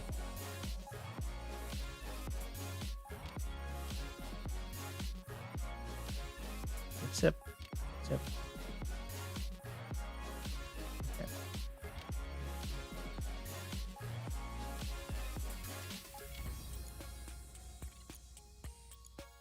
About to resign.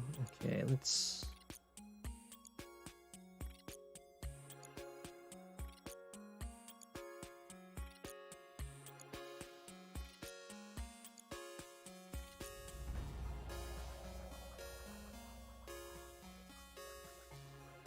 All right, let's do this one. They say they're new to Advanced Wars by Web, so...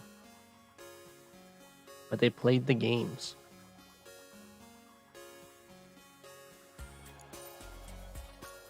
Ooh, Sturm versus Von Bolt.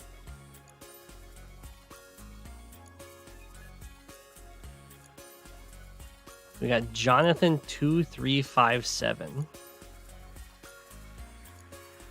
against Halalu. What a name. This is also a classic tier 1 matchup. Pretty much everyone against Von Bolt is a classic tier 1 matchup because Von Bolt is the safety pick.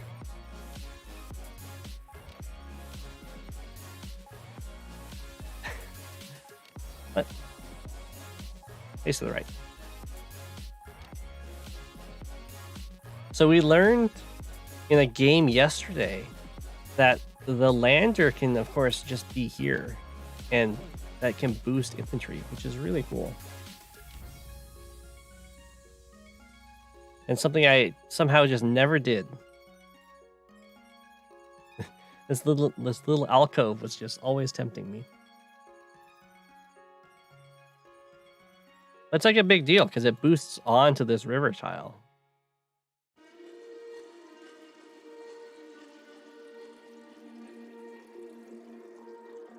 This is, of course, Sturm. So, I expect Sturm to go for early recons. I think you even have the potential to go for even earlier recons if you want. Because if your opponent is too slow on their lander, it only takes you 3 turns to sit on this shoal with the recon. And if they are too slow with their lander drop off, they will have a lander with 2 infantry in it trapped, which is huge value. You can see Sturm recons. They're brutal. I would definitely send this recon down here, though. Because harassment down here is something no one expects. And that's something Sturm can do. Sturm also gets to drop off from the harbor. No recon. I am shocked.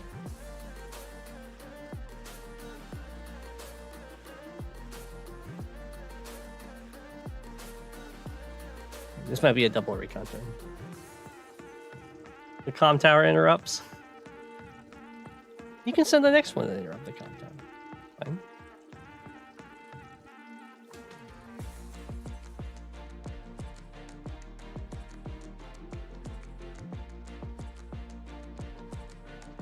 Having control over here is brutal, though.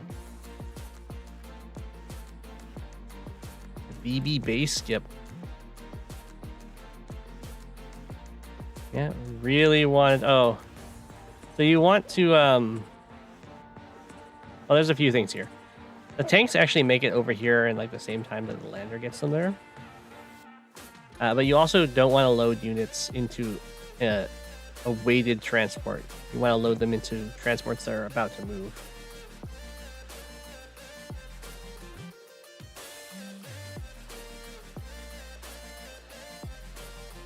Okay, so the only thing I would say about Sturm so far is more very early recons. They are so difficult to deal with, and I imagine they are a complete nightmare on this map in particular. So like this turn, double recon infantry. Really, you should have had multiple recons out already. They're so fast, and they're so good at disrupting the capture phase. Especially if they ever get to sit on a city, then they're not even that scared of a tank hitting them. You're scared about getting your recon trapped. Your recons are there to... I mean, they're probably going to die, and that's fine. They're just there to do damage. Like, lots of damage. But your recons never have to be worried about a B-copter. B-copters do not hit recons very hard. I mean, they can still, like, two-shot a recon if it's on bad terrain. Not two-shot a Sturm recon, but... They hit for like 40 base or something like that. They're no tank.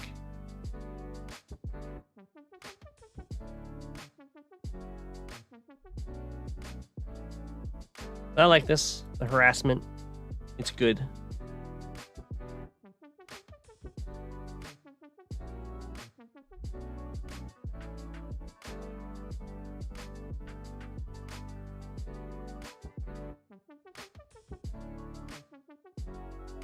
Okay, I'm not sure where Von Bolt's going for this lab, but right now Von Bolt is looking pretty far behind in the capture game, which is what you would like to see as Sturm.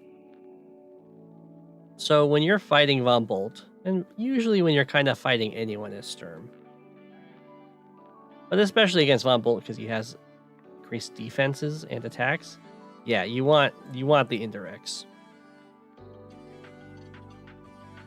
It's kind of like heavy recons into heavy indirects. And this is definitely the best CO for rockets.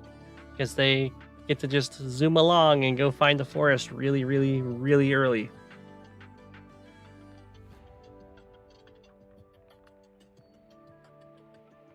Well, if this is a Global League map, then no. Labs don't do anything in Global League. I would say Sturm has better rockets than Grit. I mean, it depends on the map. But I definitely use rockets more as Sturm than I have as Grit.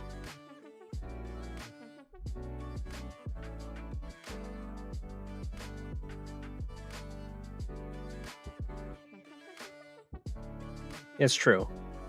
Groot's artillery are already rockets.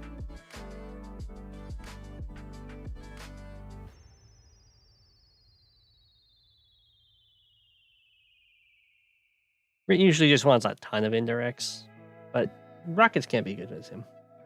I mean, he's got the strongest rockets. He just doesn't have the best rockets. Rockets that move 5 and can very quickly find a forest are very strong. So probably need to back up a bit on this side. Something like this capture, I don't think is something you're going to get. So you'll want to preserve the infantry. Okay. Tanks is Sturm against Von Bolt. I'm not that big of a fan. So I would prefer if these were either artillery or you were getting like medium tanks, something that can still hit pretty hard. Sturm medium tanks are, of course, rather good because they get to skate through these forests. So they're going to show up at like around the same time these Von Bolt tanks would.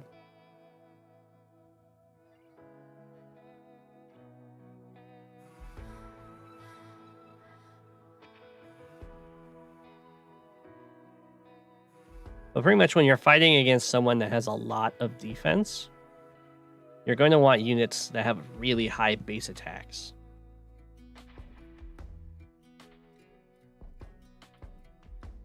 And Von Bolt essentially has a lot of defense against Sturm. He's got, plus 10%, but Sturm's got minus 20% attack. Well, Von Bolt has plus 10% attack, so he can kind of do fine in even fights. He definitely does a lot better in even fights with direct units. But the indirects will still do decent damage and still set up 2-hit KOs. You can see like first strike does 4 damage, but only takes 1 in retaliation.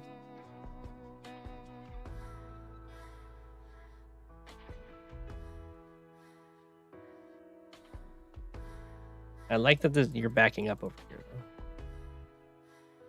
Probably had to back up a little bit more, but we'll see. It can be hard to do so with mechs. And you are Sturm, so it is hard to break in. Ooh. Well, you love to see that.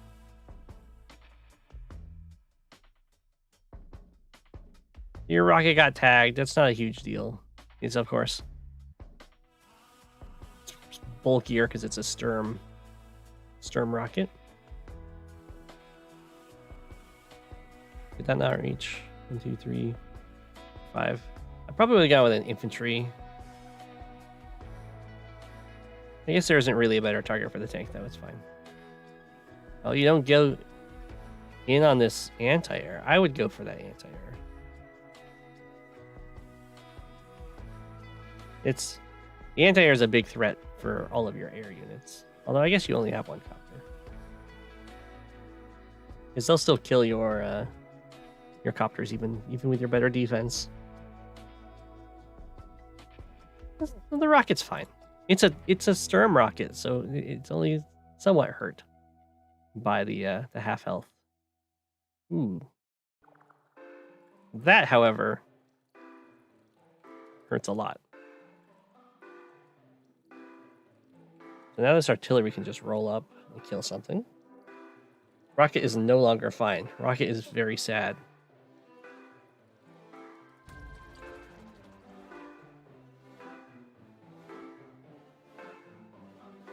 Oh, huge mistake from Von Bolt.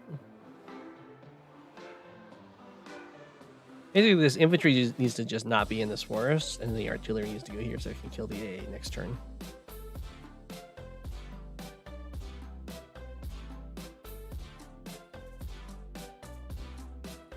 So, on this map, you can make magnets really easy on, because all your bases are together, so you can always just build expensive stuff, expensive units, and you can bring your transports together to also make the magnet. Like down here, He's a magnet from the lander and the black boat. So if you use your super here, I'm pretty sure it's going to hit right here. Boom. And that's not going to be that impactful because the transport units are still going to be able to transport it to hill. It's fine. It does kind of hurt to do it against Von Bolt on this map because it's going to involve multiple base skips. But that's okay. It's a lot better than getting hit on the front lines. Although, it looks like your front lines, there just wasn't enough stuff around to punish you, I guess. So, the rocket is still going to make it through this terrifying incident, which is very impressive.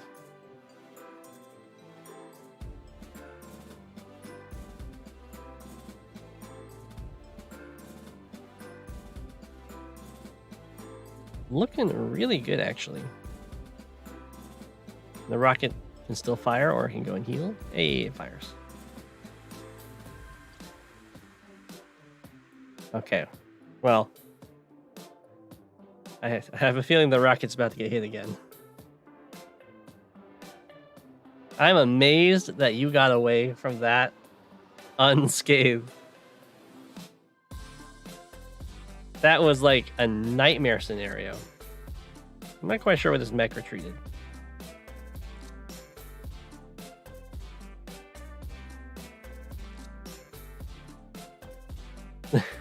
This mech has been trying to capture this comm tower for so long.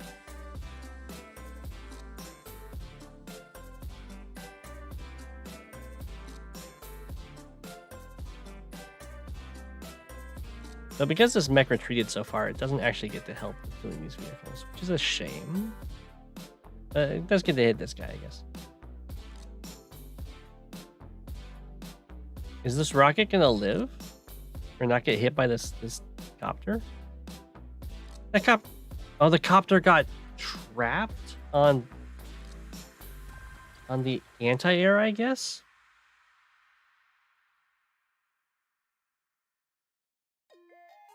Wild.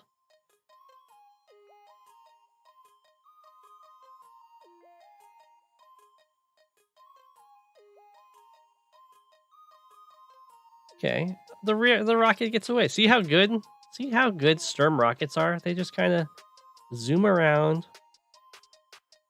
Hey, I like the medium tank. Sturm has a really good medium tank. I don't know why these mechs are so scared. I know there's an artillery here, but you've already put something in artillery range. Should probably go in for some attacks here. You can click. I guess you can't really clear it. I mean, it's fine. It's fine to retreat. Rocket had 9 lives.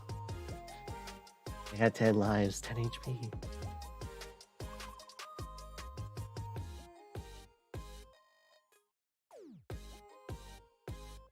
Okay. The denial of this comm tower has actually been huge.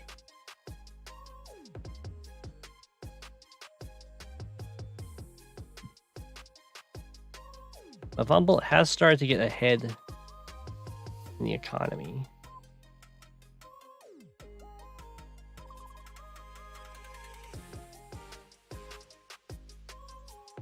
The mechs are here. So I am a pretty big fan of Sturm mechs, but on this map in particular, you don't have to rely on mechs so much as Sturm. And that's just because you skate through these forests while everyone else has to trudge through them. So you can actually get your vehicles around here pretty quick.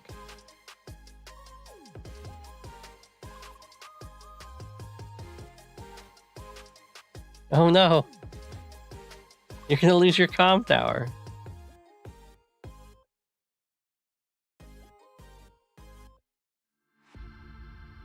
That's embarrassing. It's funny though. Oh, look at that. Oh, you don't lose your comm tower. He gave you a route to it.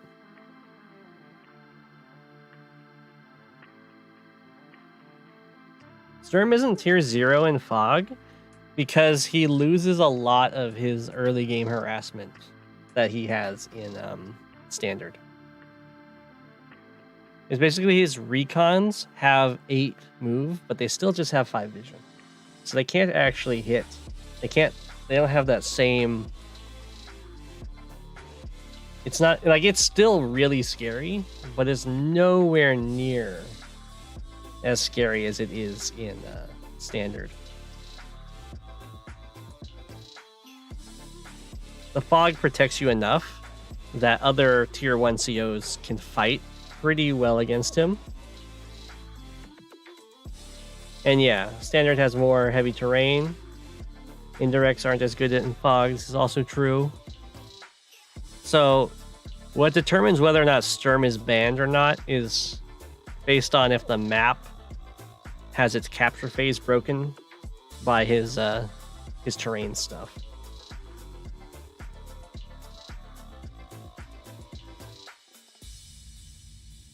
And you can see here, like, Sturm is not crushing Von Bolt like you would expect a tier 0 CO to do.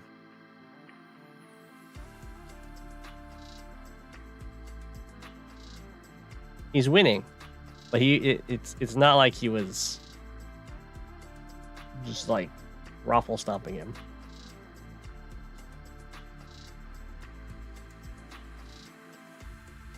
Yeah, I don't know. Well, there is the thing. Maybe he's doing it because he wants the black boat to work as a better magnet.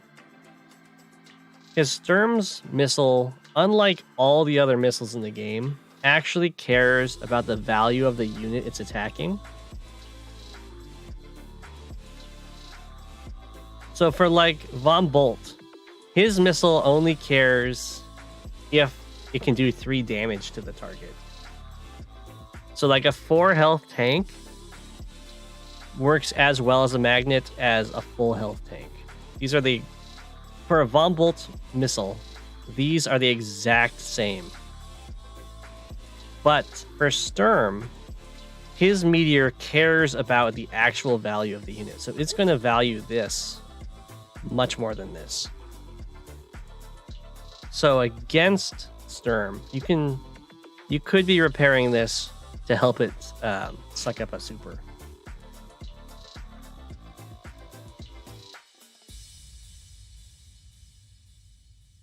But he could also just be doing it because he doesn't see it. That hurts. That must have been somewhat close to going over here with the lander and black boat.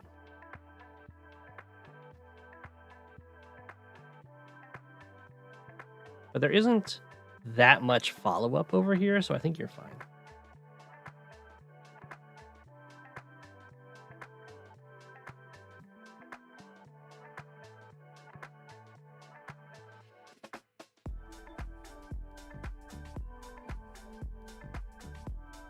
Yeah. You're looking pretty fine. There wasn't... If there was some Sturm or Von Bolt like artillery over here, then that would have been really scary. Ooh, you are gonna lose this. Only briefly. It's gonna be very easy for you to take it back.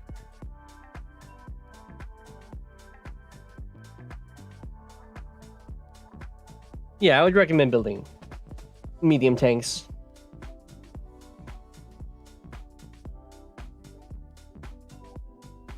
Yeah, Sturm loves it when he gets both the comm towers and he gets to attack like he's a base power CO.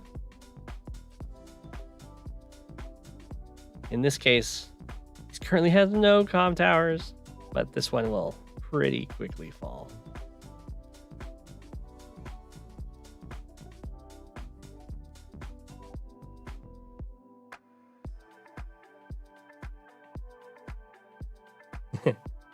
Every commander does like it when they get both Comm Towers, but they don't like it as much as Sturm likes it. They might think they do, but they don't.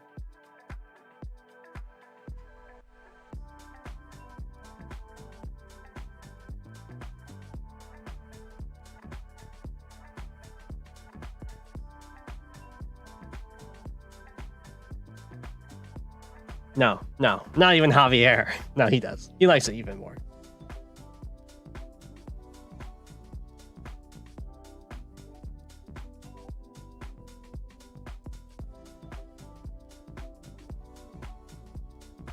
Yeah, Sturm really feels the Comm Towers.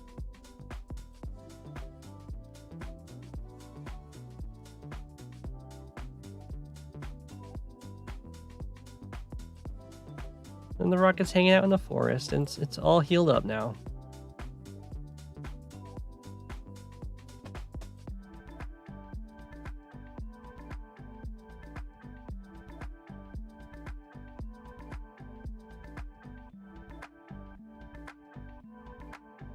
Looking good. You can see the artillery focus it works really well. It combats the stat differences a lot. They just have a high base. Yeah, this Comm Tower probably. Well, Sturm could cap it next turn if he blocks for it. Looks like he's just gonna win down here though. So when you're Sturm and there's a property or anything you want to capture, your units are like super bulky. So just block, just get in the way. You're like AA, wow.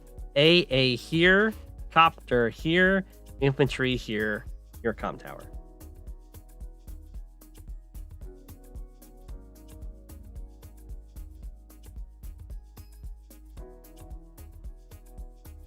Hey, triple recon. Yeah, Sturm recons are good. Yeah, recons are always good in fog.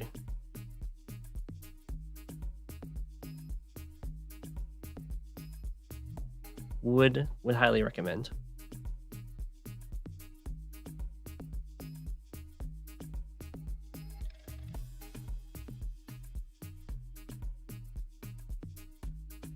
Looks like this tower is not going to get captured. Or maybe it is. No, the AA is probably going to disrupt it. Fog games do not go so much longer than standard. At least not.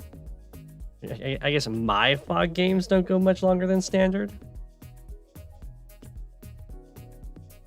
But it's really easy to... Fog is much more forgiving than standard is. So just because you like start losing on one front, you can very easily start winning on the other front with a front switch. You can fall back and have the protection of the fog. I don't think my game against Hogat went for 35 days. It might have. But I have a handful. I think I might have more games in standard that go longer. I'm not sure. But yeah, fog is much more forgiving than standard is. That is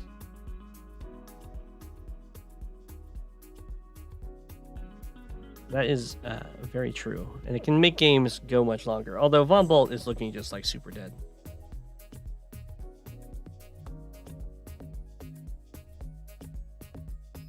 Comm Tower never got captured, although it would have been.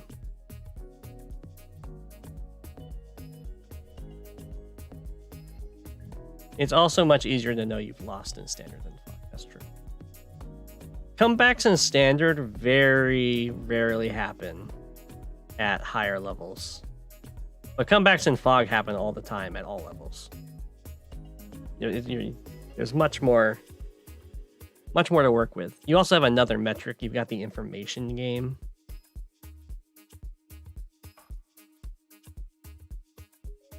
Which can matter a lot, which is something that Sturm excels in. with all of these recons. So I think that was well played. And you kind of went into the only thing to do differently, I would say, is more recons very early on.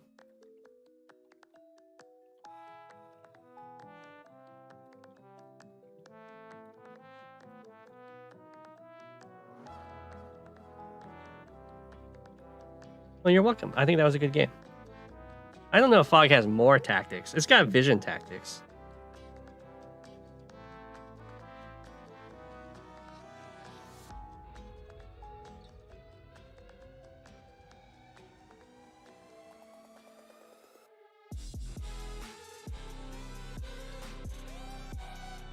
Yeah.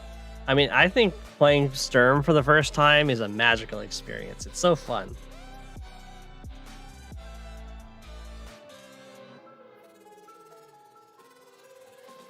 Yeah.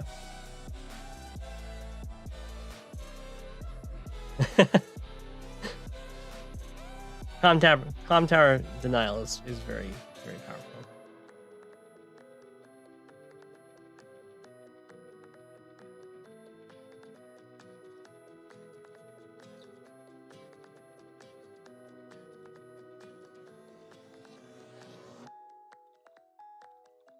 How many did we go through today? 1, 2, 3, 4, 5, 6, 7, 8. That's not bad.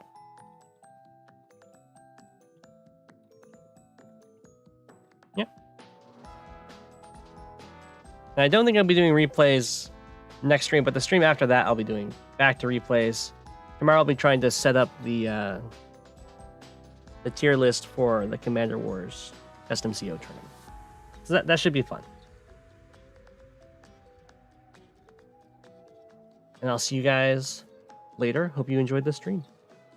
Good night, or good morning, or good day.